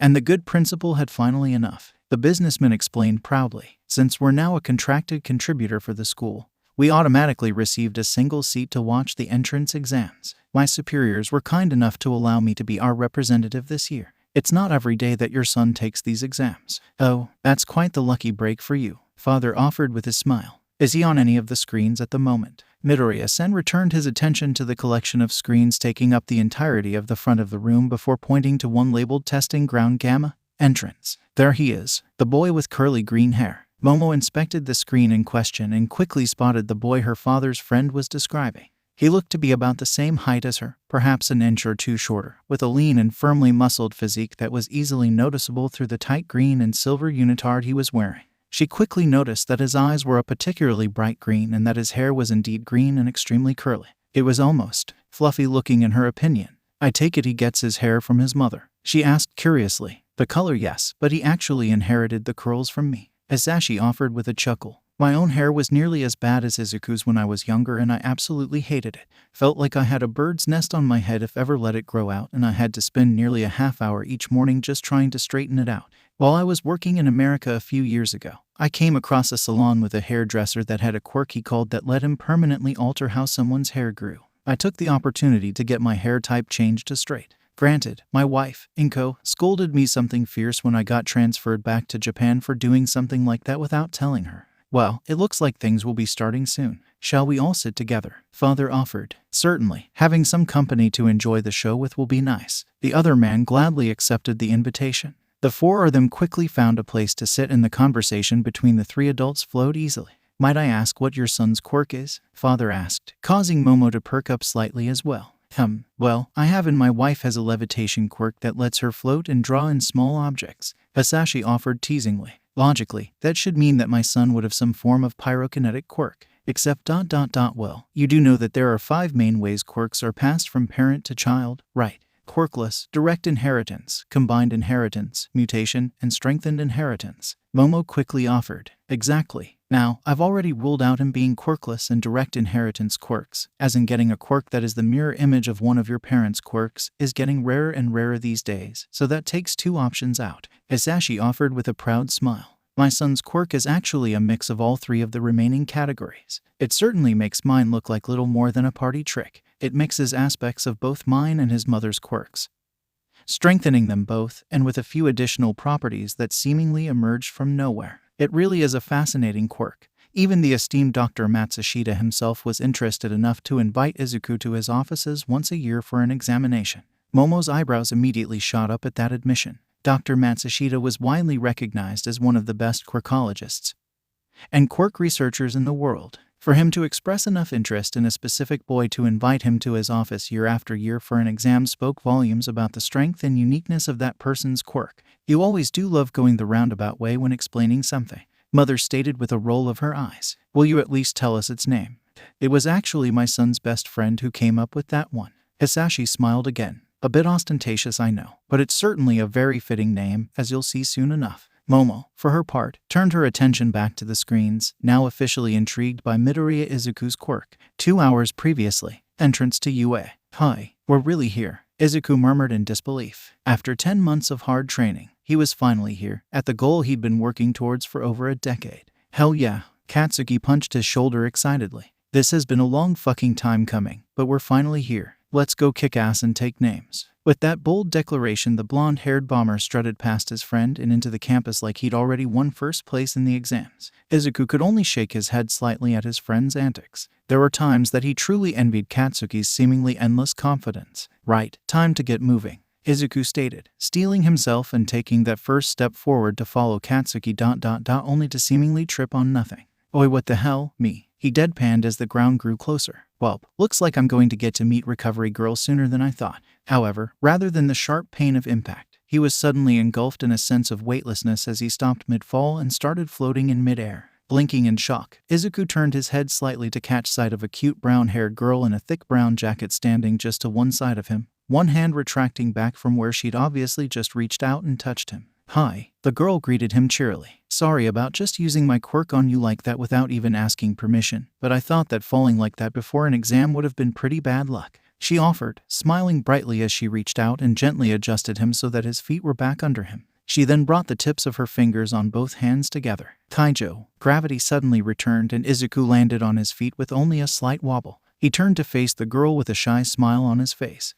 Thanks for that. I don't think I would have enjoyed having to visit the nurse's office before I even made it to the exams." "No problem," the girl replied, still smiling. "The name's Uraraka Ochako, by the way. Midoriya Izuku," he returned. "You here for the hero course exams too?" "Yup. Best of luck to both of us then," Uraraka replied before checking her watch. "Shoot, it's almost time for the exams to start. We'd better get moving." "Really? Crud," Izuku yelped. He and his new acquaintance started running towards the exam area. At the back of his mind, Izuku was pretty thrilled about meeting such a nice girl right off the bat. Maybe this wouldn't be such a stressful day after all. One round of extensive exams later. Auditorium. "You know, I've never really liked tests all that much, but that one was just plain murder," Izuku muttered tiredly to Katsuki, both boys having already taken their assigned seats. "Blame fucking Aldera. Place was such a low-level bitch fest that the jump in difficulty took us both off guard," the quirk holder offered with an annoyed growl. He'd known that shithole of a school had been nothing but a millstone around his neck,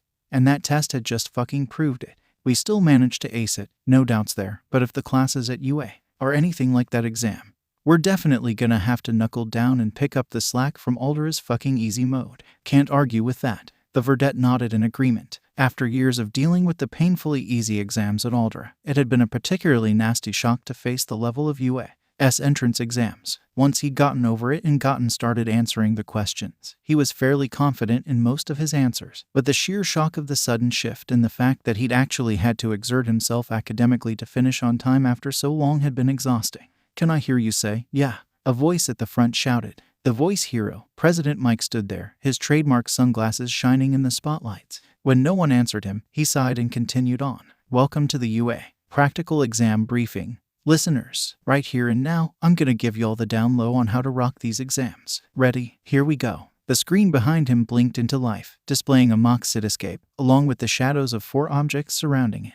On the back of the seat in front of you, you'll find instructions telling you where to go between testing grounds Alpha, Beta, Gamma, Delta, and Epsilon. Once you've finished here and changed into the sports clothes you brought along with you, you'll all be taken via bus to your respective testing grounds, each a large city chock full of villain bots. The pro hero explained. Each of these robotic ne'er-do-wells are worth a certain number of points. Destroy a 1-pointer, you get 1 point. Destroy a 2-pointer, you get 2. Destroy a 3-pointer, you get 3, and that's the highest ranked bot that there is. The goal here is to rack up as many points as possible inside of 10 minutes. The only rule is no attacking other examinees. Listeners, UA will not abide any wannabe anti-heroes. Anyone who tries is automatically disqualified.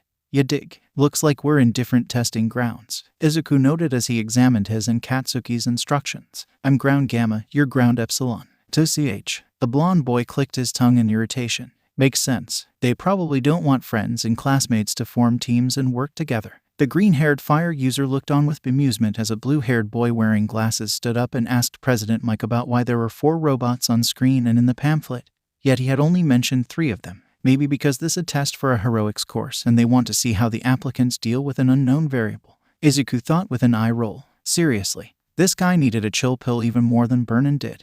A moment later, the super stiff boy suddenly whipped around and called him and Kaken out about chit-chatting and not taking these hallowed exams seriously. Izuku was then forced to keep his best friend from reducing said boy into a fine red slurry. Once President Mike calmed things down and explained about the 0-pointer, they were all dismissed with a cheery, "Enjoy your suffering." Making a quick trip to the assigned changing rooms, Izuku quickly changed into the unitard that his dad had managed to have made for him by calling in a few favors at work. It was relatively simple looking, emerald green with silver trimming and a number of lines running across it, but, far more importantly, it was made out of one of the most fire-resistant fabrics available to modern society, made by a licensed Quirk producer. A secondary material had also been mixed in to help disperse the heat more efficiently as well. Almost as an afterthought, he slipped on a pair of standard fire-resistant running shoes that could be bought from any Quirk-specialized shoe store. They weren't anywhere near as effective as the unitard and would likely be reduced to charred threads if he was forced to really go all out with his quirk, but they were better than nothing.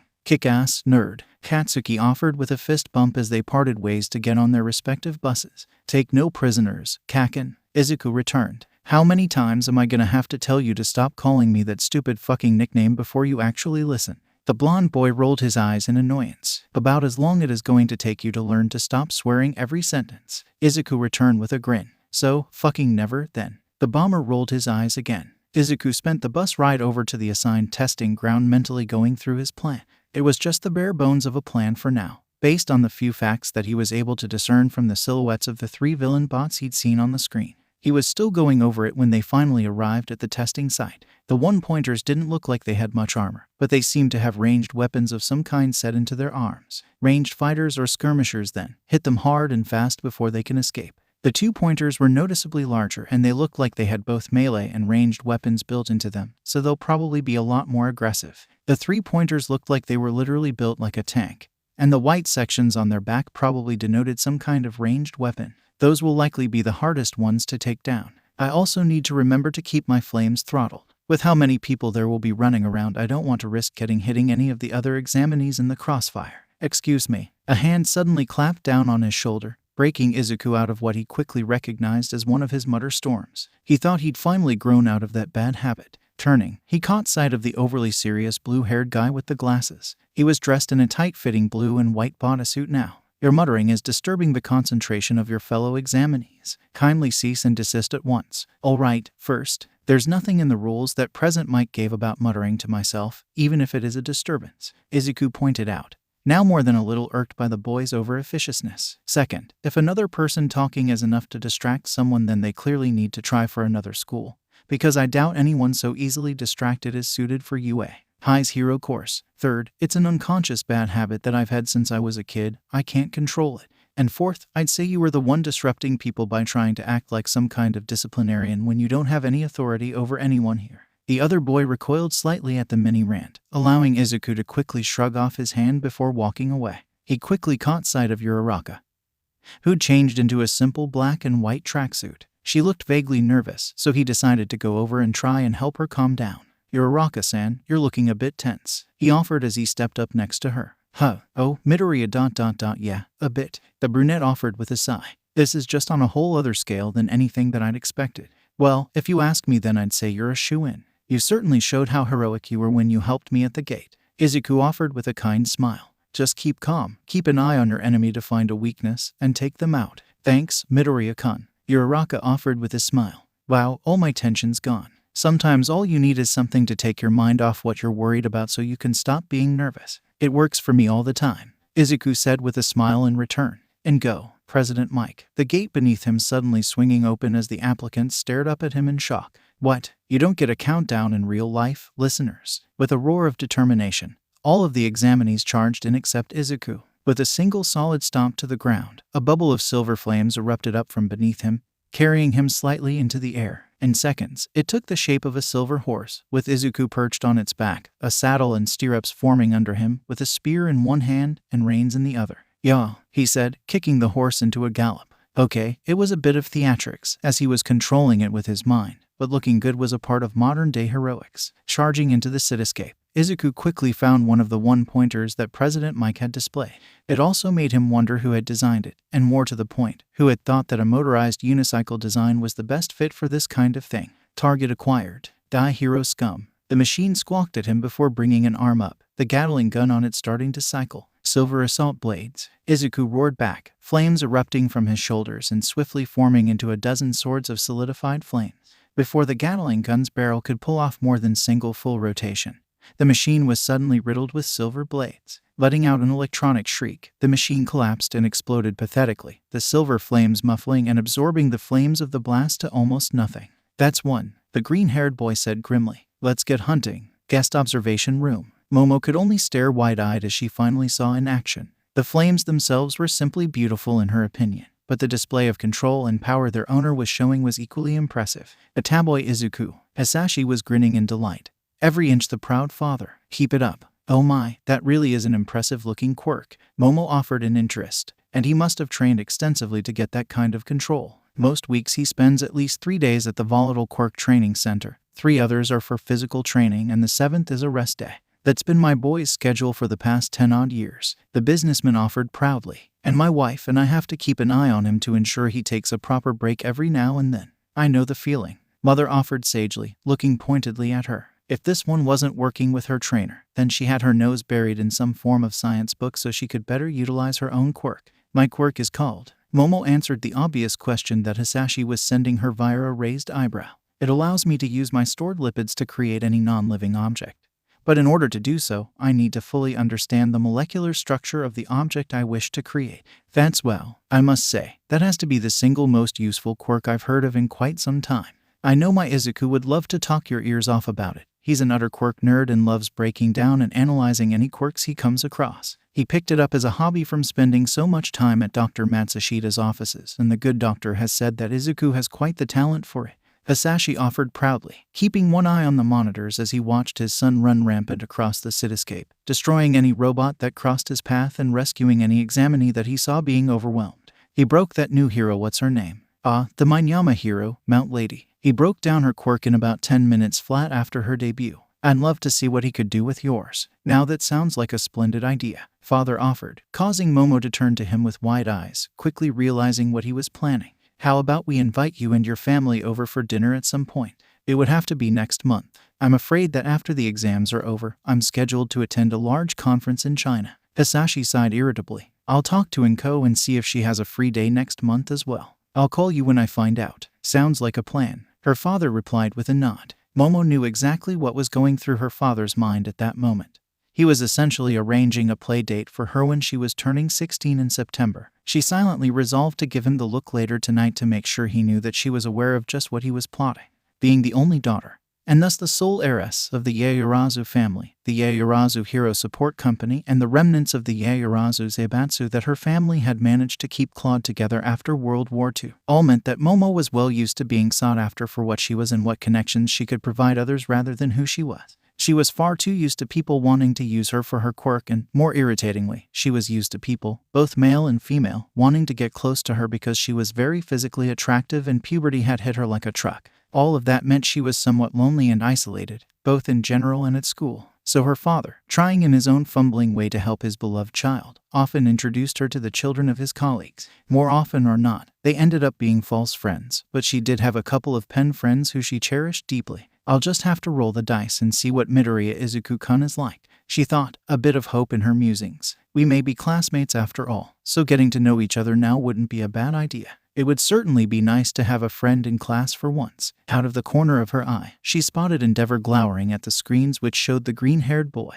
His son was also watching the fire user on the screens through narrowed eyes as well. She wondered what was annoying them so much. With Izuku, and that makes 39. The fire user shouted gleefully as another three-pointer was consumed in flames. Things were going so well. All of his training and efforts were paying off in spades, and he was having the time of his life. Izuku had never had the opportunity to test his quirk against so many mobile targets before, the volatile Quirk Training Center's targets being entirely immobile and incredibly fragile compared to the villain bots he was facing now. Aside from his spars with Katsuki, this was the first time he'd been able to let his quirk run this wild before, and he was starting to see why so many people enjoyed training with other people if it was this exciting. Of course, just because he was having fun on his own didn't mean that he hadn't stayed responsible and lent a hand to anyone he'd found in over their heads. There had been one boy, who looked like he hadn't slept in a week, who had been completely overwhelmed by a one-pointer. At a guess, his quirk was a mental or biological affecting one, which would be utterly useless against robots.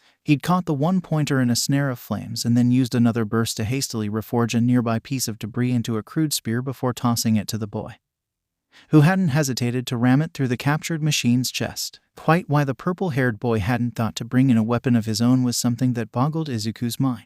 There were forms that could be downloaded and printed off from the UA website that would allow someone a piece of support gear if they could prove that being denied it would be a detriment to their ability to take the test. Having a quirk that was entirely ineffective against artificial targets would surely be a good enough reason to allow the boy a weapon of some sort, and it was obvious that the entrance exams would involve fighting robots. There was even a picture on the entrance exams section of the website featuring previous examinees fighting them. Granted, the robots on the picture were far smaller and more humanoid than the ones they were facing now, but the point still stood. 3 minutes left, President Mike announced. Damn it, it's been 7 minutes already. Izuku blinked in shock. This has gone by way too quickly. Taking a quick look around, he quickly caught sight of a lone one-pointer within easy range of his flames. Grinning, Izuku raised a hand and quickly formed a beach ball-sized fireball before firing it at the machine. The fireball slammed into the villain bot, detonating and quickly consuming it in a small flare of silver flames as it self-destructed and brought Izuku's points total to an even 40. Then the ground beneath him started to violently rumble. Moments later, a massive metallic arm seemed to burst from the ground, smashing through a building just a few dozen yards away from his location.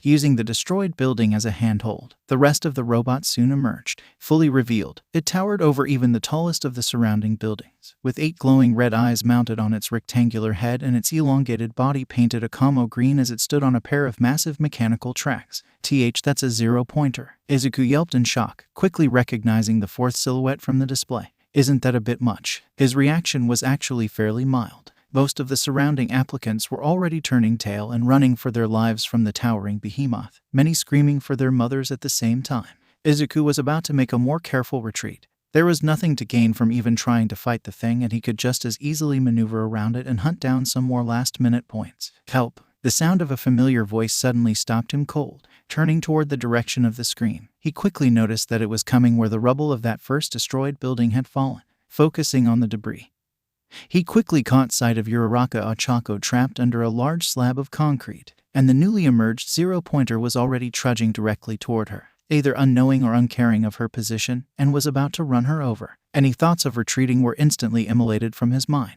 Instead, his steed was already racing toward the debris field while his mind flew through the mental repertoire of items he'd mastered, forming and solidifying his flames and, with less than a second's thought, Izuku had selected the item he needed and raised a single arm into the air. This scale of creation required a bit of mimetic gesturing. Even from him, silver flames erupted from his extended arm, bursting upward like a geyser and quickly reshaping themselves into a sphere, which quickly began to grow larger and larger as more flames were added. Soon the rush of flames stopped and the sphere began to shift, elongating and stretching into an oblong shape as long as an 18-wheeler. The flames then began to condense, details forming as the flames reshaped itself into a solid form. Within a few seconds, the flames had formed into a massive, ornately decorated spear that hovered in midair, awaiting its master's command. Silver spear of rampart smashing. Izuku roared out and thrust his arm towards the zero-pointer. The massive construct rocketed forwards with the full force of Izuku's will behind it, crossing the distance between its creator and the robot in the blink of an eye, smashing headlong into the massive machine's chest and actually managing to push it back several meters. Sadly, the armor protecting it was amazingly thick enough that the large spear hadn't been able to do more than cut a hole in the outermost layer. Izuku was frowning as his silver charger rapidly closed the distance to the debris pile where Ochako was pinned. That had been far less effective than he'd hoped, and the silver spear was his largest controllable attack. Years of training had let him develop a certain pattern. Once he'd mastered controlling a certain amount of flames at once, he'd either start building up to a new larger amount or start working to increase the precision of his control on his previous gains. Gomen-sensei had always encouraged him to never stop trying to push his limits, since emitter types like them could only increase the power of their quirks by constantly pushing their limits. Once you'd mastered a certain of strength, always push for more. That was the mantra that had allowed Thunder Hero Isin to rise to the top 10. There wasn't enough weight behind it to pierce through that armor, the green-haired pyromancer realized. Normally, fire lacked any form of physical mass, but due to its unique nature, the silver flames of his quirk were closer to a liquid in nature, and that included having a physical mass that could be weighed like any other liquid. Interestingly enough, 1 liter of his silver flames weighed exactly the same as a liter of water, 1 kilogram. Right now, his maximum capacity was just under 7,000 US gallons, or 26 metric tons, of silver fire for any single attack. That the machine could withstand the full force of that much concentrated silver fire, propelled by the full force of his pyrokinetic ability, spoke volumes of the machine's durability. It would take a measure of strength approaching All Might's in order to fell that behemoth with a single strike. But that didn't mean he was done just yet. With a thought and a wave of his extended arm, the spear seemed to dissolve into a large pillar of silver fire which quickly began to entwine itself around the zero-pointer, binding its arms and particularly the tank treads it used to propel itself with thick tendrils of condensed silver flame.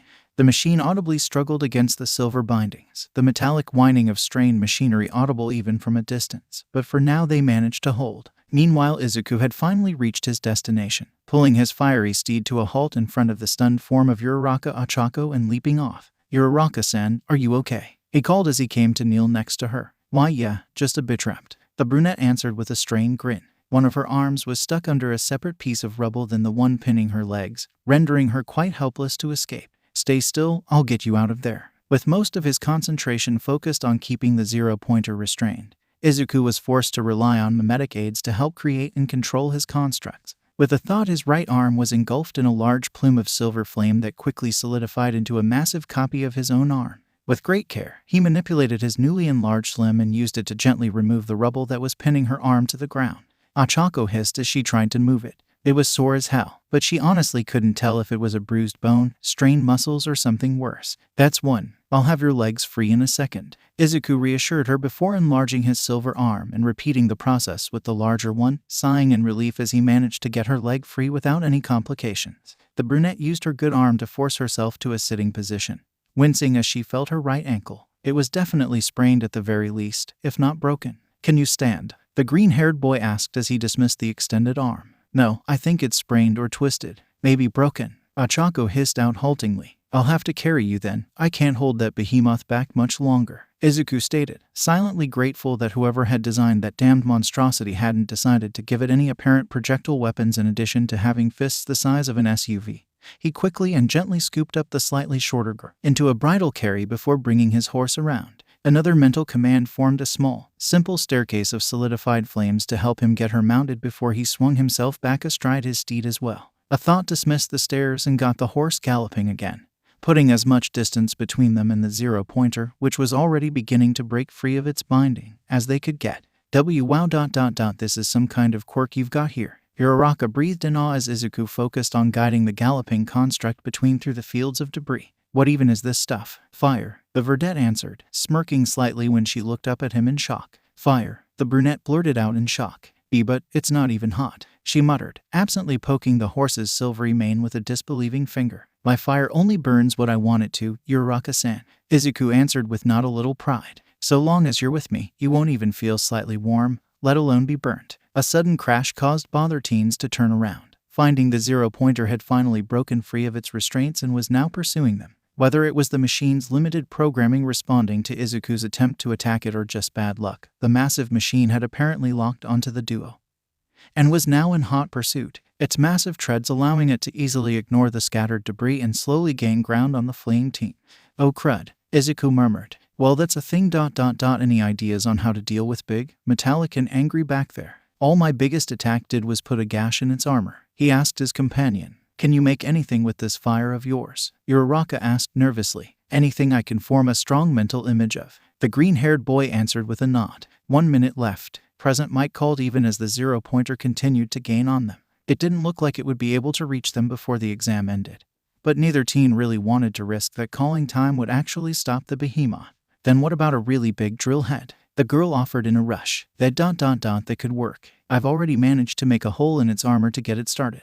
Izuku agreed, slowly their mount slightly so that he could freely raise both his arm over his head without risking falling off. Both arms quickly erupted into geysers of silvery flames, once more forming into a massive orb that quickly reshaped and solidified itself into a massive spiral drill. It wasn't the most realistic creation he'd ever made, looking far more like something out of an anime, but needs must when one was being pursued by an angry giant robot. With another thought, his brow furrowing in concentration, Izuku set the massive construct spinning on its horizontal axis. "Silver drill Giga Breaker," he called out as he sent the drill flying straight at the same point he'd struck with his silver spear, right at the center of its chest. It was actually a lot harder to keep it on course thanks to the drill's rapid spinning.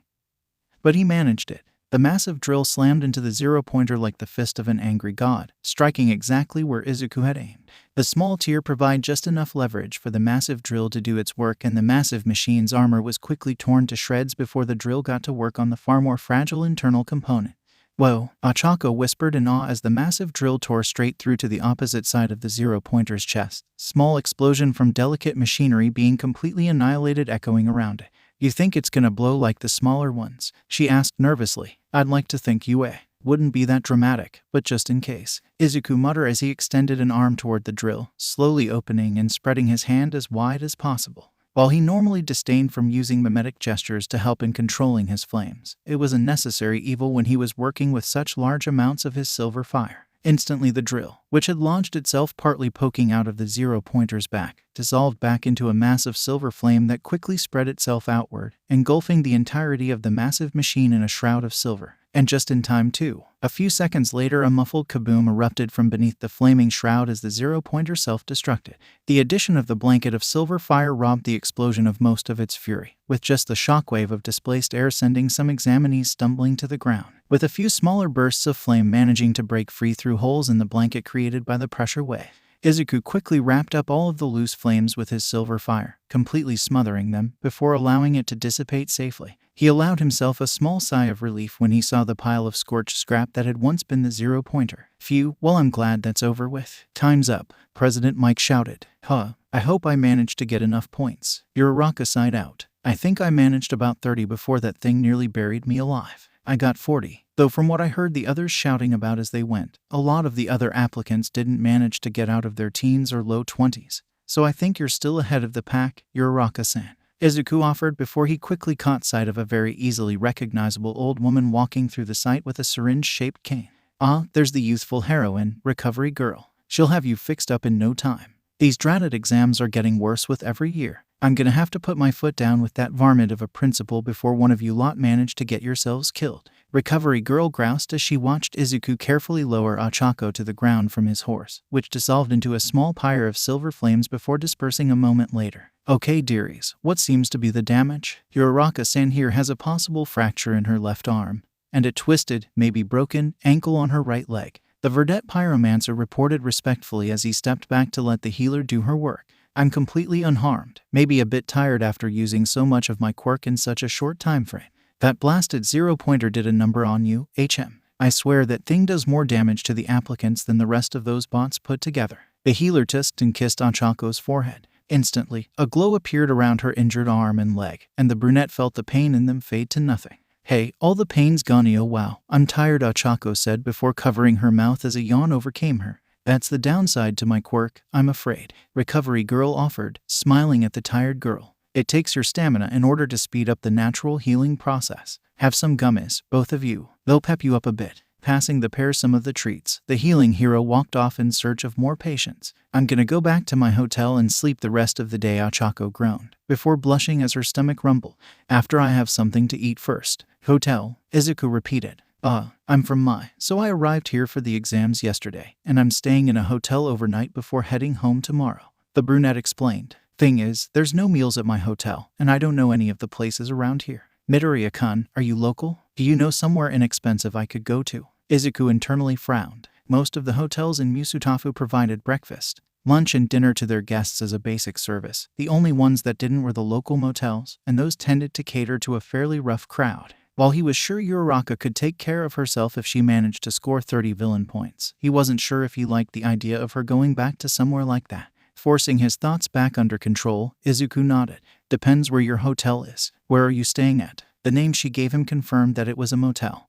But it was, very fortunately, one of the better ones, which made up for its lack of meals with secure rooms and a fairly upstanding reputation. His father had stayed in that one when he was working to secure his company's new contract with UA, and had stated that he wished all the motels he stayed at were that secure. Well, there's a couple of places you could go to, he said as he walked with her out of the training ground and back to the bus. The two parted at the gates of UA, but not before exchanging numbers with each other. As he waved Ochako goodbye, Izuku felt lighter than he had in years. First, he had, no questions asked, kicked ass at the exams. Second, he had made a friend, which was so very rare. Thanks to the brown-nosing tendencies that Aldera seemed to encourage, he and Katsuki had basically been each other's only real friends for years now. Not that being friends with Katsuki was bad, but Izuku was a friendly boy who liked the idea of having friends, so having to ignore overtures because they were made under false pretenses had been a very unpleasant experience. Hey, son, a familiar voice called, breaking him out of his thoughts and forcing him to look around. Dad, he yelped at the sight of Midoriya Hisashi, standing in front of UA.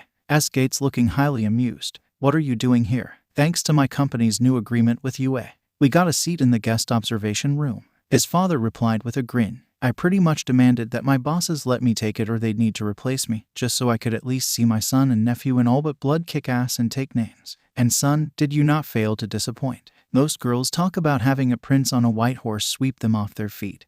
But that young lady got a prince on a silver horse, didn't she? Dad, Izuku groaned. It's not like that. I don't think the zero-pointer could see her, so your Uraraka-sen might have been squashed. Son, don't you think the teachers would have swooped in to save her? They are pro-heroes, after all. Hisashi pointed out, still very amused. But you proved that you were a hero there, no mistake. If you don't get in, I will be very surprised. Uncle Hisashi, what the hell are you doing here? Katsuki asked as he walked up to his friend and pseudo-uncle. Taking you boys home so you two can get changed. Then we can go out and celebrate you two smoking the competition while I regale the rest of the family with tales of your daring do. The man answered, clapping a hand on Katsuki's shoulder. I saw you do very well out there, Katsu. Your parents are going to be very proud when I tell them about it.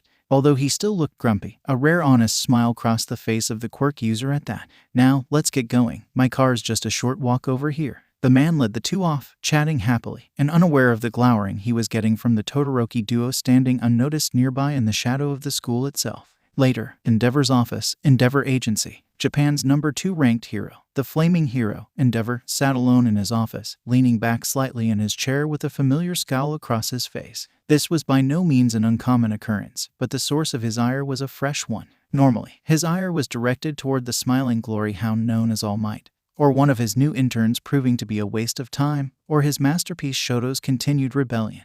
But this time, it was an entirely new emotion that was causing Todoroki Enji discontent, one that he'd never felt before in his entire life. Envy, sheer unadulterated envy. Such a powerful quirk, such dedication, such control, such talent, such ability. The fire user thought, his gut churning. On his own, Midoriya Izuku has managed to forge himself into the perfect material to test and hone my masterpiece against if it wasn't for his quirk's greatest weakness being Shoto's preferred element. He had listened to the rave review that Burnin had given him on her temporary pupil after she returned several months ago with a heavy degree of skepticism. Surely no child born with such a powerful flame quirk could have the talent or work ethic to develop it to such a fine level of control on their own with only the limited guidance of a former hero who lacked even an appropriately similar quirk. The sheer level of ability that his head sidekick had described had seemed the stuff of pure fantasy. And he'd said as much. Yet today, he had been proven grossly in error. The fact that he now owed Burnin a month free of paperwork duties only added to his annoyance. Not only did the boy possess a quirk that could rival Shoto's in terms of raw power, but he had one that seemed to have been forged specifically to counter other fire quirks. To add to that, the boy seemed to be able to create his unique flames in not only immense quantities, but also shape and solidify them at will without the need of mimetic gestures, for the most part. While Endeavor could control his flames to an extent, it was not easy and took focused willpower to do so. Was not an easy quirk to control, and Enji had spent literal decades training and forging his mind, body, and quirk into a single weapon wielded by his will. And now, as if to mock him, along comes Midoriya Izuku, able to do almost everything he could do but better, and seemingly without any effort. He knew full well from Burnin's reports that that was not the case, that the boy had apparently dedicated himself to a degree that would make even Enji himself proud in his goal of mastering his quirk. And the effort and focus in the boy's eyes while he fought against the zero-pointer was just as obvious. But still, to see one so young with such power and control ... it rankled him more than he'd like to admit. He had also seen the way Shoto had glared at the boy. A fire user who seemed to have no problems throwing his fire around was akin to the proverbial red flag for his youngest son, so Midoriya had just risen to the #2 position on Shoto's people I need to overcome list, if Enji wasn't mistaken. You wish to only use your mother's eyes. Fine. Defeat Midoriya during the sports festival and feel cocky, Shoto. Endeavor snorted. The real world will show you that your determination is only going to hurt you. Looking at the time, the flame hero picked up a pen and started filling out forms. Paperwork never ended when you were in charge of an agency, especially forms for destroyed equipment from burning in an agency filled with fire quirk users. And he wanted to get home on time for once. 2 days after the general entrance exam. Conference room, UA. Hi, so, we are in agreement. Kirishima Ijiro shall be accepted into UA as a member of Class A, while Tetsu will be accepted as a part of Class B. Nezu, the principal of UA, asked the room at large. Sounds like a good plan to me. Sekijiro-kan, the blood hero, Vlad King, agreed with a nod. Having them both in the same class might make teaching them a bit easier, but there's too much of a risk of them constantly butting heads and trying to outdo each other. That kind of thing could turn into the worst sort of rivalry real fast, which would sink any sense of class unity before it even has a chance to take root. A rivalry across class lines will be a lot more manageable if it develops, easier to keep healthy and productive too. Aizawa Shota, the erasing hero, Eraserhead, merely gave an annoyed grunt as he absently waved his hand, wanting to get this damned meeting over with as quickly as possible. The man honestly looked like he hadn't slept for days. Nezu just knew he was going to have another talk with the man about properly managing his time. While he respected Aizawa's desire to remain an active-duty underground hero even while he was working with Yue, he wasn't about to let the man's inability to maintain a proper sleep schedule interfere with his job here. Yue demanded the best out of everyone involved with it, both its students and its staff. Excellent, the indeterminate mammal stated with a nod, clicking a couple buttons on his desk. A yellow and a blue bee appeared at the bottom of Kirishima and Tetsu pictures respectively. And speaking of possible rivalries, our next pair of possible problem applicants could cause some similar difficulties based on where they're placed. Another set of clicks had the images of Kirishima and Tetsu shrink down and rejoin the other 38 accepted hero course applicants on the screen, only to quickly be replaced a moment later with two more boys. One was a boy with red and white hair split right down the middle, a burn scar evident over his left eye and a deadpan expression on his face. The other boy had curly green and black hair with bright, friendly green eyes and a kind, if nervous, smile. First we have Todoroki Shoto, youngest son of the number 2 hero, Endeavor, Nezu stated, indicating the bicolored boy before clasping his paws in front of him. He possesses an incredibly powerful quirk called, rather unoriginally, which allows him to both generate immensely powerful bursts of fire, flames and heat from the left side of his body, and also generate equally powerful surges of cold, frost and ice from his right side. The raw power and heat generated from his flames are supposedly equal to that of his father, and the strength and amount of ice he can produce, which was apparently inherited from his mother, is at least equal in strength. All told, he has the potential to eclipse his father in raw combat ability based on his quirk alone, because he's able to overcome the base weaknesses of both sides of his quirk using the opposing side, using his ice side to counter any overheating caused by his fire, and using his fire side to counter any risk of hypothermia caused by overusing his ice. Nimuri Kayama, the 18-plus hero, Midnight, stated with a raised eyebrow. It certainly sounds like an astoundingly powerful quirk. Exactly. Unfortunately, our information on one half of his quirk is largely unconfirmed. During the recommendation exam, he did not make a single use of his fire side, refusing to use it to even warm himself until after the exam ended. The principal stated with a sigh, I have done some investigating into the matter since, and every source I've found points to the same thing. That young Todoroki has all but forsworn from using his fire side for any combative purpose, even simply regulating his body heat during combat. That is utterly illogical, Aizawa stated coldly, already eyeing the image of the bicolored teen with annoyance. He just knew that this was going to lead to a pain in his neck. Why did he have to deal with so much dumbass teenage angst? Quite, which is why he's already a prime candidate for 1A. Nezu agreed with a nod, causing Aizawa to groan. For all that he complained, the man did have an incredible talent for straightening out students with behavioral issues, or, as Aizawa had more crassly put it, being able to pull their heads out of their asses. The other applicant is one Midoriya Izuku, like young Todoroki. He possesses a powerful quirk with immense destructive potential and is even categorized as a hybrid type as well. The so-called combines aspects of fire and water to form an entirely new element unlike anything seen before. As the silver flames produced by his quirk are neither purely a flame or a liquid, it is nearly impossible for anyone but Midoriya Kun himself to manipulate them. Even fire and water manipulators working in tandem have been unable to exert any solid control over it. Moreover, the liquid quality of his flames allows them to envelop normal forms of fire and either smother or consume them to further fuel and enhance the silver fire. Altogether, it is a rather fascinating ability, not to mention its potential in both combat and rescue work should be obvious, and he certainly demonstrated how well he could utilize it during the entrance exams. Midnight offered with a knowing grin. Nezu nodded, before a click of a button brought up a short, edited clip reel of Izuku's performance during the entrance exams. Damn, SeerKing let out an impressed grunt as he watched the giant flame drill bore through the zero-pointer. He's already at a level where he can freely shape his flames as he desires, and it looks like he can at least partially solidify them as well. Speed and build-up could use a bit of work, but otherwise he's already incredibly impressive. Not even Endeavor has that kind of fine control over his fire. The man can build up and focus his fire like no one else in the business, but his ability to manipulate it has never been anywhere close to that kind of detailed work. More impressive in my book is that the boy's already learned how not to burn people with that fancy fire of his. He actually managed to carry an injured candidate to me on that silver horse he was riding about on, and the girl wasn't even sweating. Shuzenji Chiyo, the youthful heroine, recovery girl, put her own 2 cents in. Most youngsters focus on just getting the most power out of their quirks as they can. We usually have to beat proper control into their heads with a bloody stick. for him to have reached that level of control at such a young age. Indeed, Nezu offered with a bright grin. Young Midoriya has put an immense amount of work into refining his control and mastery of his quirk. My own investigations put his normal training routine as something that many active professional heroes would wilt at the thought of. His primary mentor was the retired Thunder hero. Issen thought he did spend a short, 3-month period under the tutelage of one of Endeavor's flaming sidekicks, Burnin. Both spoke rather highly of young Midoriya's work ethic and forethought. Sadly, his quirk is not without its weaknesses. The largest being is that his flames, due to their unique fluid-like nature, are particularly vulnerable to ice quirks. If they are exposed to below freezing temperatures for any extent of time, they will rapidly freeze and solidify. Another weakness would be, like many fire quirks, his quirk is highly reactive to his emotions. While he is happy or simply calm, the flames are perfectly obedient. If he becomes angered, the flames will likely become far more aggressive and rage against his control. If he is scared or sad, his flames will instinctively lash out against whatever is causing those emotions. You make it sound like the boy's flames are practically alive?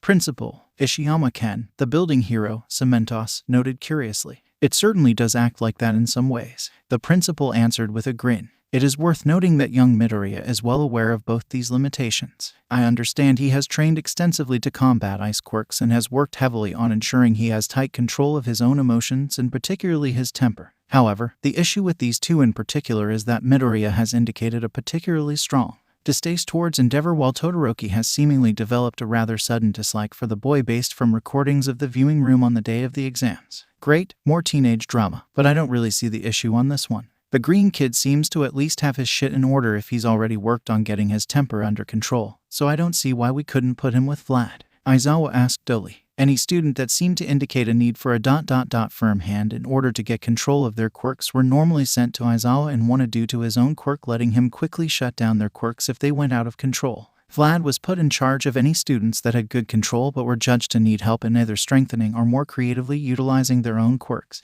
The remainder that didn't fall into either of those categories could be placed in either class. While Midoriya didn't need any help strengthening or utilizing his quirk, he also already seemed to have developed a good enough level of control that he was unlikely to need Aizawa to rein him in. So he should, technically, fall into that third category. Normally I'd agree Shota-kun, but I would like you to consider what could happen if young Midoriya was knocked unconscious in the midst of a training exercise while his emotions were less than stable. Nezu offered with a raised eyebrow. Nearly every one of the attending teachers felt a shiver run down their spines as that idea took root. Hero training could be incredibly rough at times, and it was actually fairly common for students to be knocked unconscious in a particularly trying exercise or during spars, given the fact that they'd all just recently been reminded of the kind of destruction Midoriya's quirk was capable of unleashing. None were keen on betting that it would simply extinguish itself if the boy was suddenly knocked out, particularly if his emotions were running hot at the time. Christ on a goddamn crutch. Aizawa let out a pained moan, reaching up to massage the bridge of his nose. So, not only do I have to deal one dumbass student with enough emotional baggage that they're purposely hamstringing their own quirk and has apparently developed a loathe at first sight relationship with another student,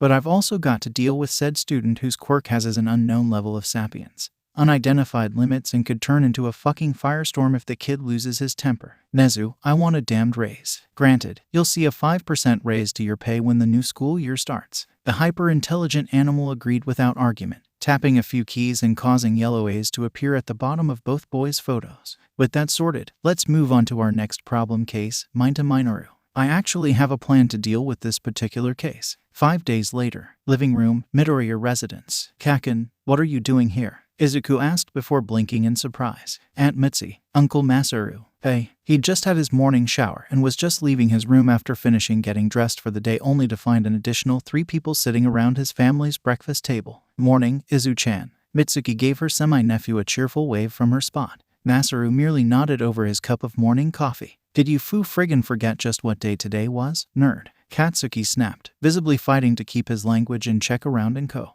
He then held up a thick letter with a very prominent seal on it. A golden U, and we're supposed to get these in from UA today. Izuku instantly went bug-eyed as he caught sight of that all-important item. His jaw went slack as let out a jumbled, high-pitched YAGH. You actually did. When the ECK did you turn into such a space case? His best friend groaned out in frustration. The mail service always hits our home a bit before it reaches here, so we decided to come over and wait for yours so you and Katsu can open them together. Masaru offered with a smile. Not that there's much doubt among anyone here that you two managed to get in, especially not after Hisashi gave us a play-by-play of the exams. You bet, our boys cleaned house, the Midoriya patriarch stated proudly, clapping Katsuki on the shoulder. I almost felt sorry for those poor bots. Damn straight. A young bomber agreed with a semi-feral smile as he remembered the fun of the exams. The sound of the mailbox rattling echoed through the apartment like a bomb going off, instantly quieting all the occupants. Inko, who had just risen to pour herself another cup of coffee, froze briefly before creakily putting the kettle down and slowly, robotically marching toward the door. Mom, you need use your joints, Izuku called out in concern.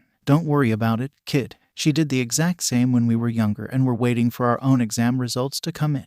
Don't get me started about how bad she got when we were waiting for our midterm and finals results in college, Mitsuki offered with a laugh. If I remember correctly, wasn't your temper even worse than Katsu's during those times? Hisashi asked ruefully. Quiet you. Mitsuki gave her childhood friend's husband a pointed glare. Masaru just chuckled quietly as he watched the byplay. As we see you.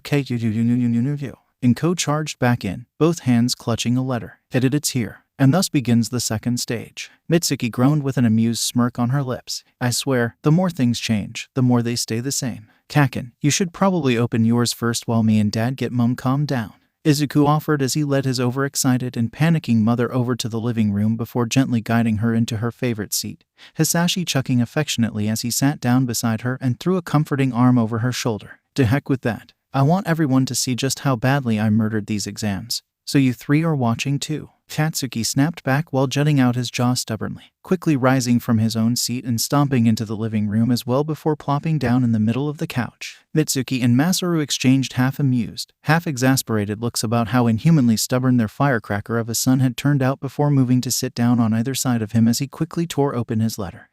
What the frack is this? Katsuki asked as he pulled out a small metal disc about the size and thickness of a coaster from the envelope.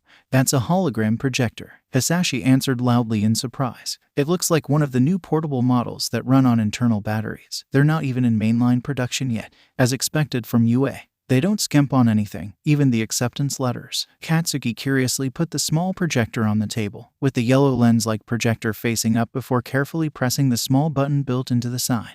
Instantly the lens lit up and 2 seconds later a larger-than-life image of the number 1 pro hero, All Might, appeared floating above the center of the room, much to everyone's astonishment. He was dressed in a yellow pinstripe suit and was standing in what looked like a small showroom with a large monitor taking up most of the area behind him. I am here as a hologram, All Might declared boisterously. Greetings, young Bakugo. It does this old hero's heart good to see you treading down the path of heroics, just you proclaimed so proudly when you were but a mere boy. However, since these batteries don't last forever, we should cut to the chase. This This was from UA, right? Katsuki muttered to his mother, who merely nodded dumbly in agreement. During the written exams you performed most admirably, scoring a whopping 97.5%. Of all those that competed in and passed the practical exams, you scored number 1. Well done, young man. Hell yeah. This praise from his idol was more than enough to reinvigorate Katsuki out of his momentarily shock. He was still more than a bit confused why All Might of all people was delivering his scores, but that could be ignored for now. As for the practical exams, you broke the old record for number of villain points earned with a whopping 80 points. All Might continued on, showing a series of video clips of Katsuki wreaking unholy hell through the testing ground across the monitor behind him. But you should know that there's more to heroics than just raw combat strength. The true essence of a hero is saving others, and you certainly showed that in spades as well. Several times during the exam you placed yourself in harm's way or leapt into the fire to protect your downed or exhausted competitors. The monitor changed, showing images of Katsuki moving to rescue other applicants from being overwhelmed. The practical exams are monitored and reviewed by a panel of UA, as elite staff whose sole purpose is to distribute rescue points for actions of heroic valor. And they were most impressed with your actions. Bakugo Katsuki, 80 villain points and 41 rescue points for a solid total of 121 points. That breaks even my own record of a solid 120. Well done indeed, young Bakugo. Welcome to your hero academia. Yes, the Quirk user roared in victory, rising up from the couch to punch the air and nearly cutting off the last line of the hologram. And congratulations on earning second place in the practical exams. What? Who the fracking hell managed to beat my score? Katsuki roared in outrage, his victory turning to ashes in his mouth. Don't get your panties in a knot, brat. You got an and earned gold in the written exams and silver in the practicals. That's something worth celebrating. Mitsuki exclaimed, pulling her fuming son back into his seat and threw an arm around him in a half-hug while Masaru ruffled his hair proudly. Congratulations, Katsuki. I knew you'd do splendidly. Inko, who had managed to calm herself down, offered him a kindly smile that did more to soothe the boy's temper than either of his parents' actions. You did great, Kaken. You even managed to get All Might to personally present your acceptance letter. Izuku congratulated his friend. His ego suitably assuaged, Katsuki let out a huff of air. Nothing to it, he offered before turning to his best friend. Your turn, Izu. Open it up. Wow, he really must be excited about this. Kaken hasn't called me Izu since we were like 9. Izuku blinked, but obeyed his best friend's urgings and opened his letter, quickly finding and removing the hologram projector and placing it on the table next to Katsuki's before powering it up. I am here as a projection, All Might declared once more. Again, Katsuki yelped in shock. Why is it All Might? Izuku gaped in open-mouthed shock. Greetings, young Midoriya. You can't imagine how pleased I was to see you and young Bakugo applying for UA, just as you both proclaimed so proudly those many years ago. I personally requested the privilege of presenting the two of you with your results, the #1 hero proclaimed proudly, since I was already asked to do these special presentations for the top 10 applicants, and you both easily cleared that hurdle with room to spare. There are no issues with Principal Nezu accepting my request. Now, onto your results. He actually still remembers us even after all this time.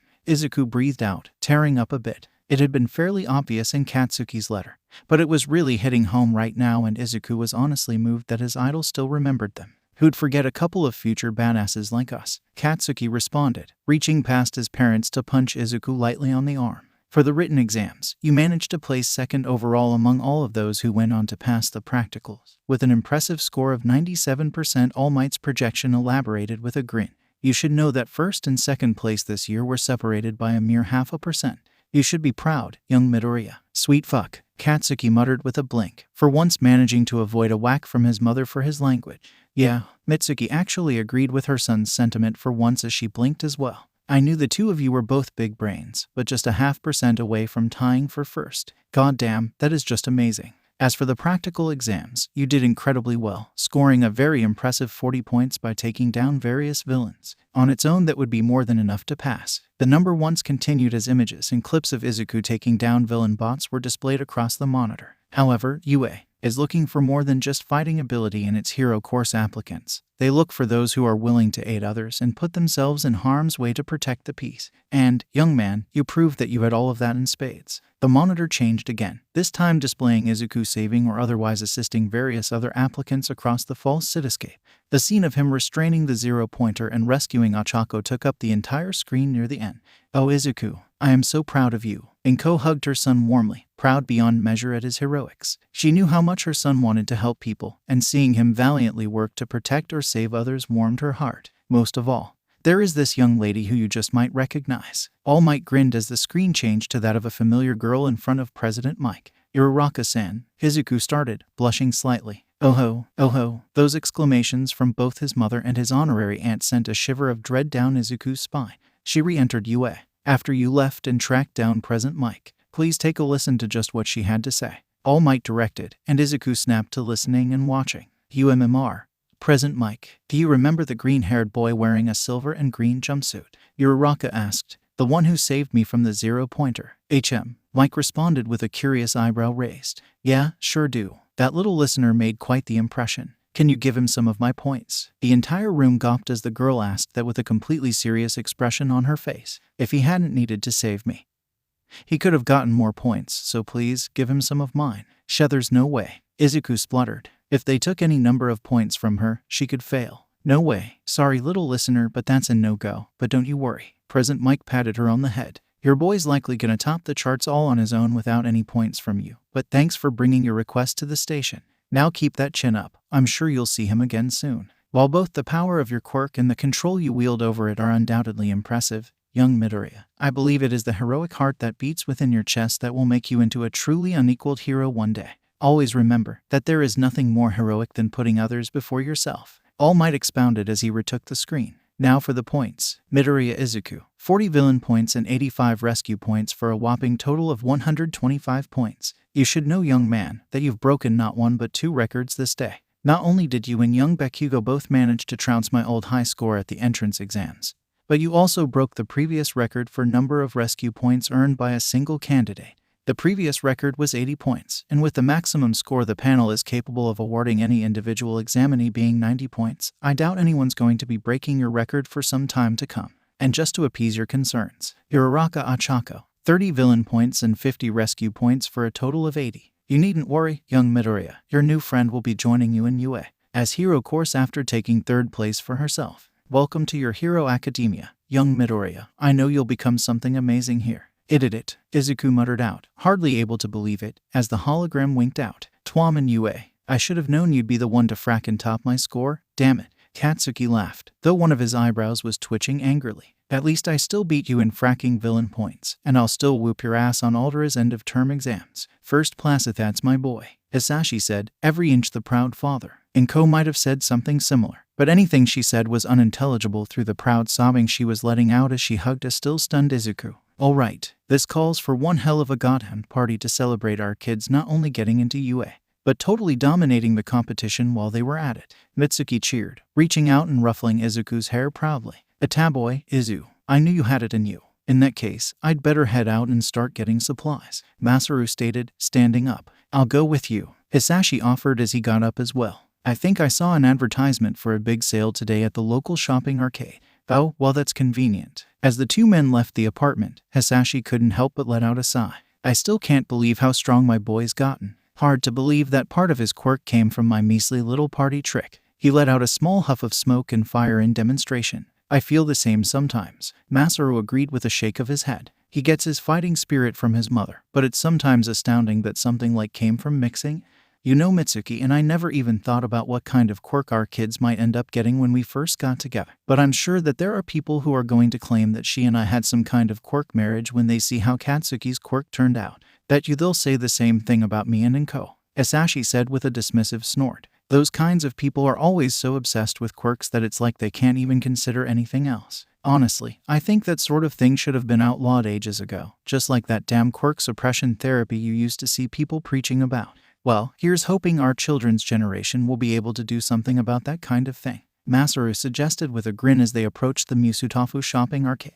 I can't see either of our boys letting something like that happen around them, Hisashi agreed with a short bark of laughter. We've got ourselves quite the incredible pair of kids, don't we? The very best, Masaru agreed with a proud laugh of his own. 1 month later, outside the Yaoyorozu mansion. This place is huge. Izuku boggled at the sheer size and opulence of the mansion he was standing in front of, having just gotten out of his father's car. Seriously, you could fit 100 copies of our apartment in this place and still have enough room for a full house. Dear, just who are these friends you said invited us over? Inko asked nervously, following her son. The Yaoyorozu family. Didn't I tell you? Hayashi asked with a blink. Not a word. Mother and son shot back in perfect unison. Omi bad, he offered with a nervous chuckle. We will be having words later, Hisashi, Inko said ominously. You could hear the capital letter in words. At least this explains the fancy new clothes you provided for this dinner. I can recognize Mitsuki's work from a mile away. Yup, once my bosses found out that I was going to dine with the Yaoyorozu family, they provided their best and most luxurious fabrics for free, with the stipulation that I show our company in the best possible light.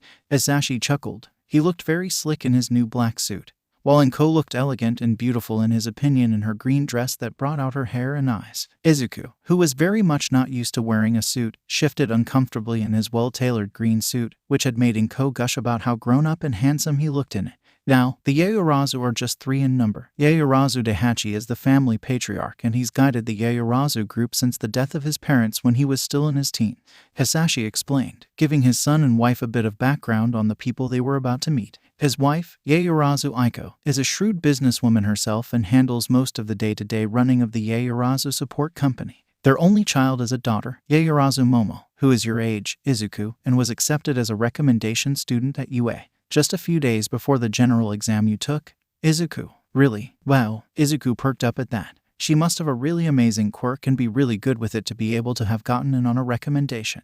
Everything I've heard or researched about the recommendation exam puts it on an entirely different level than the normal entrance exams. Not to mention the sheer academic level you have to be at to earn a recommendation in the first place. I actually already know just what her quirk is, but I think I'll let you find out for yourself from Yaoyorozu Ojo-chan, his father remarked, giving his quirk nerd of a son a smirk when he glowered at him. The family easily walked over to the gate and Hisashi pressed the buzzer. Yes, who is it? An impatient voice asked immediately from the speakers, in a rather abrupt and terse manner and in Ko's opinion. The Midoriya family, here for dinner with the Yaoyorozu family, by personal invitation of Yaoyorozu Daihachi-sama. Hisashi replied respectfully, seemingly completely unbothered by the rather rude greeting. Ah, Midoriya-sama and family? Yes, we've been told to expect you. I'll buzz the gates open right away. Please step inside and then wait at the base of the path. A butler will be along to conduct you inside in just a moment.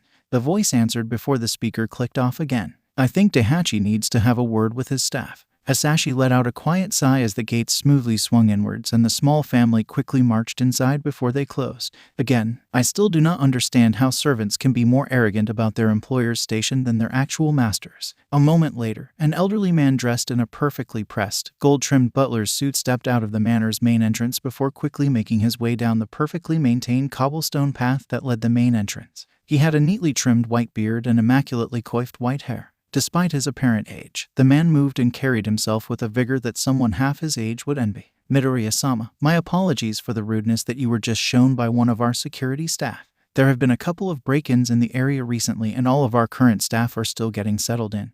Though that still does not excuse his rudeness. The butler offered an apology immediately after he arrived. I am Sebastian, and I act as the head butler for all of the Yaoyorozu properties. It's fine. I suppose a bit of gruffness is understandable if everyone's on edge. That is what security is for, after all. Hisashi replied. Still, you have my thanks on behalf of my family. Very good then, now please follow me. Yaoyorozu-sama and his family await you inside, Seba stated with a bow. Before performing a perfect about-face and walking towards the house, the Midoriya family obediently following in his footsteps. Is this house new? Hisashi observed, looking around the grounds. Last time I checked, the Yaoyorozu family lived in Nagoya, over in Hi Prefecture. Indeed, that has been the Yaoyorozu family's ancestral home for the past 250 years. The butler agreed with a nod. This manor is a far more recent acquisition, originally purchased for short-term stays for business trips and the like that required a member of the Yaoyorozu family to stay in Tokyo for more than a day or so.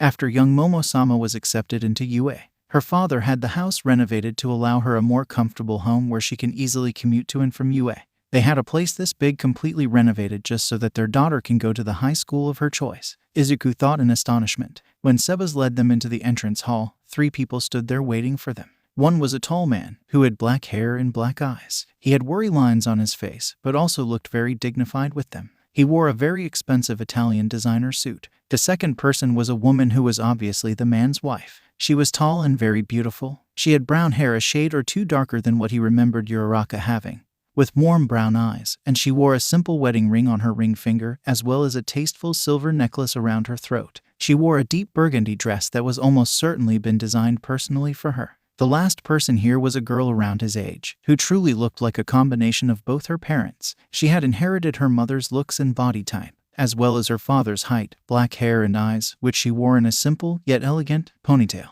Bereft of jewelry aside from a simple choker around her neck and a decorated clasp around her ponytail. The daughter of the Yaoyorozu wore an elegant mint green dress that looked as if the same designer as her mother had worked on it.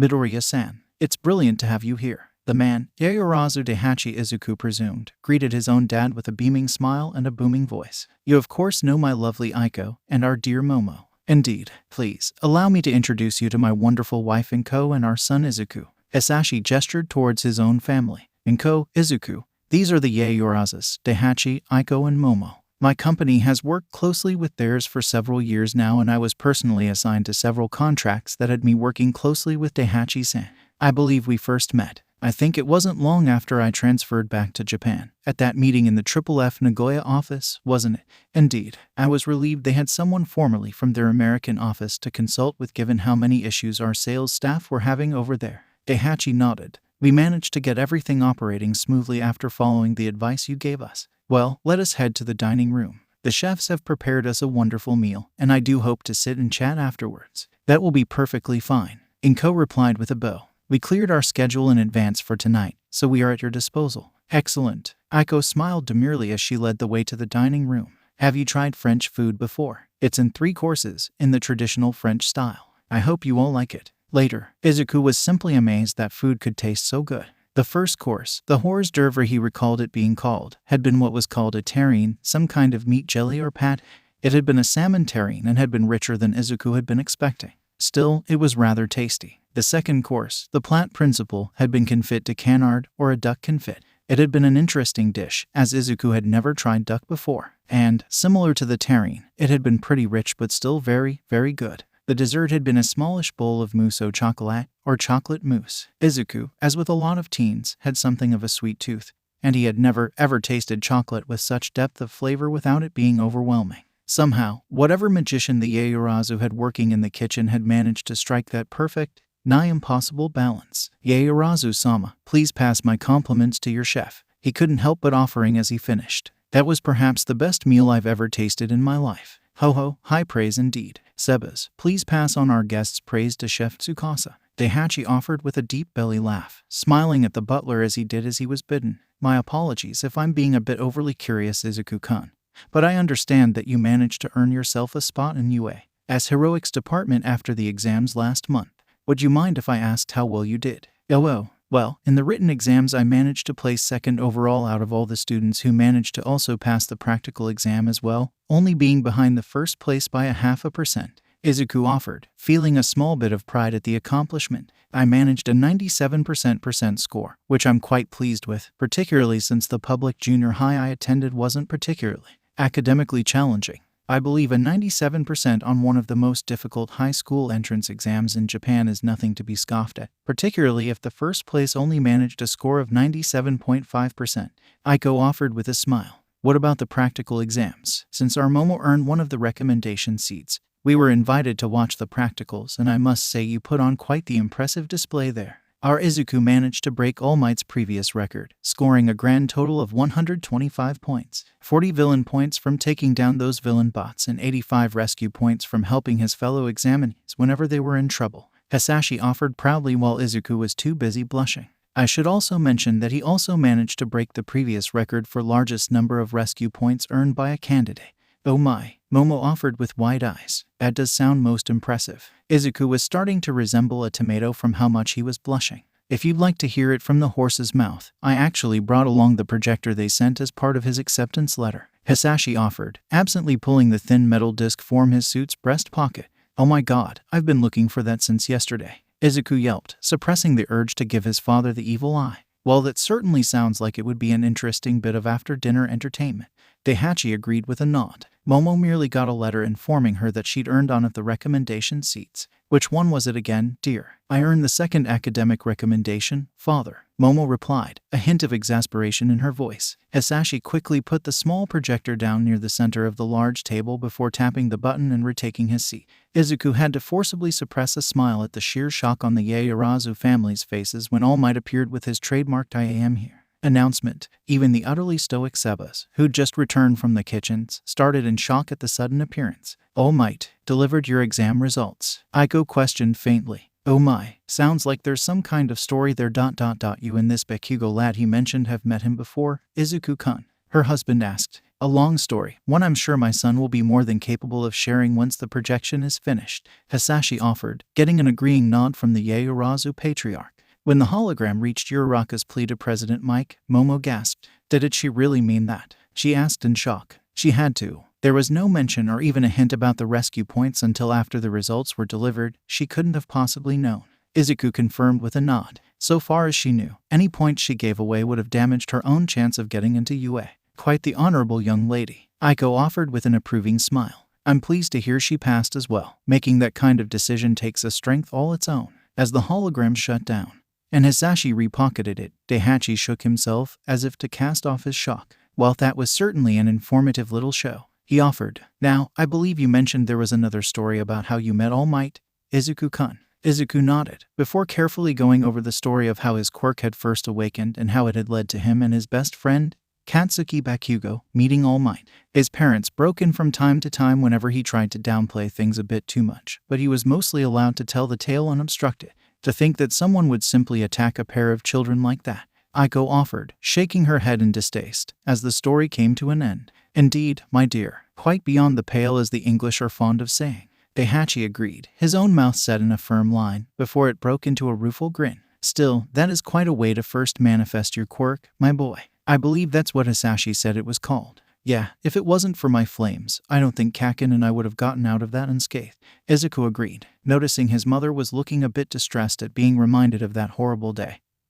He hurriedly decided to change subjects and quickly went to one of his favorite go-tos. Speaking of quirks, can I ask what yours are? I'm a bit of quirk nerd, you see, and I always love hearing about new ones. I do suppose that's only fair. Daihachi agreed as he held up his right hand. A moment later the skin turned shiny and reflective, like it was suddenly made out of chrome. Mine is called, a bit of a silly name I know. It is classified as a transformation type and allows the me to transform my skin, my epidermis layer to be specific, into any inorganic substance that I know of and then shed it at will. The layer of chrome covering his hand seemed to flake away, forming a small pile of thin metal strips on the table, revealing an unblemished hand beneath. The transformation and regeneration of my skin layer is fueled by my lipids, as well as whatever food I have in my stomach at the time. It has its uses, but I've never seen any real combat applications to it, since the transformation is only skin deep as it were. He finished with a laugh. Mine is actually a bit boring by comparison, Aiko offered, rolling her eyes at her husband's love of that particular pun when it came to his quirk. He never missed a chance to use it when the opportunity arose. I call it. It's an emitter type that allows me to transform my own lipids into paper and ink and then expel them through my skin, she explained, holding out her arm. A thin line of skin along her forearm suddenly started to glow before a long strip of paper seemingly emerged from it, covered in a small image of the Midoriya family with their names neatly printed beneath each of their images. I can put any information I want onto them and even do almost picture-level drawings as long as I have a strong enough image of what I'm trying to draw. It was incredibly useful for writing reports while I was in school or for taking the minutes of any meeting I attend. But it's never been particularly flashy. My own quirk would be classed as combined inheritance from my parents' quirks, mixing the best and worst aspects of both theirs. Momo offered a moment later, raising her hand. Like her mother, the skin of her hand briefly glowed before a small matryoshka doll that looked remarkably like Hisashi seemed to emerge before coming to rest in her palm. My quirk is called an emitter quirk that basically lets me act like a living 3D printer. Using my own lipids as fuel, I can create any non-living item so long as I have memorized and can understand its atomic structure, and then extrude it from any part of my body. Izuku, while undoubtedly interested in the two adults' quirks, had to fight to keep his jaw from dropping as he stared at Momo in fascination for a moment. That is truly an utterly amazing quirk. The versatility it can offer but to be able to use at that level would be incredibly difficult. You'd have to literally memorize the atomic compositions of nearly a dozen items just make that one doll. And that's not counting the level of mechanical and engineering knowledge you'd need to make anything more complex than simple weapons like a sword. I honestly can't say I'd be able to use it anywhere near that level if I'd gotten. You must be some kind of genius to be able to use it well enough to earn a recommendation seat at UA. The younger Yaoyorozu girl actually gaped at him in unfeigned shock at that astonishingly accurate and highly complimentary breakdown of the biggest downside of her own quirk before managing to recover herself and blushing cherry red. I like to think that I am fairly smart, yes, she managed to get out, poking her index fingers together bashfully. Our Momo is far too modest. She managed to graduate with the highest academic scores in over 2 decades from Yukihira Junior High in Nagoya.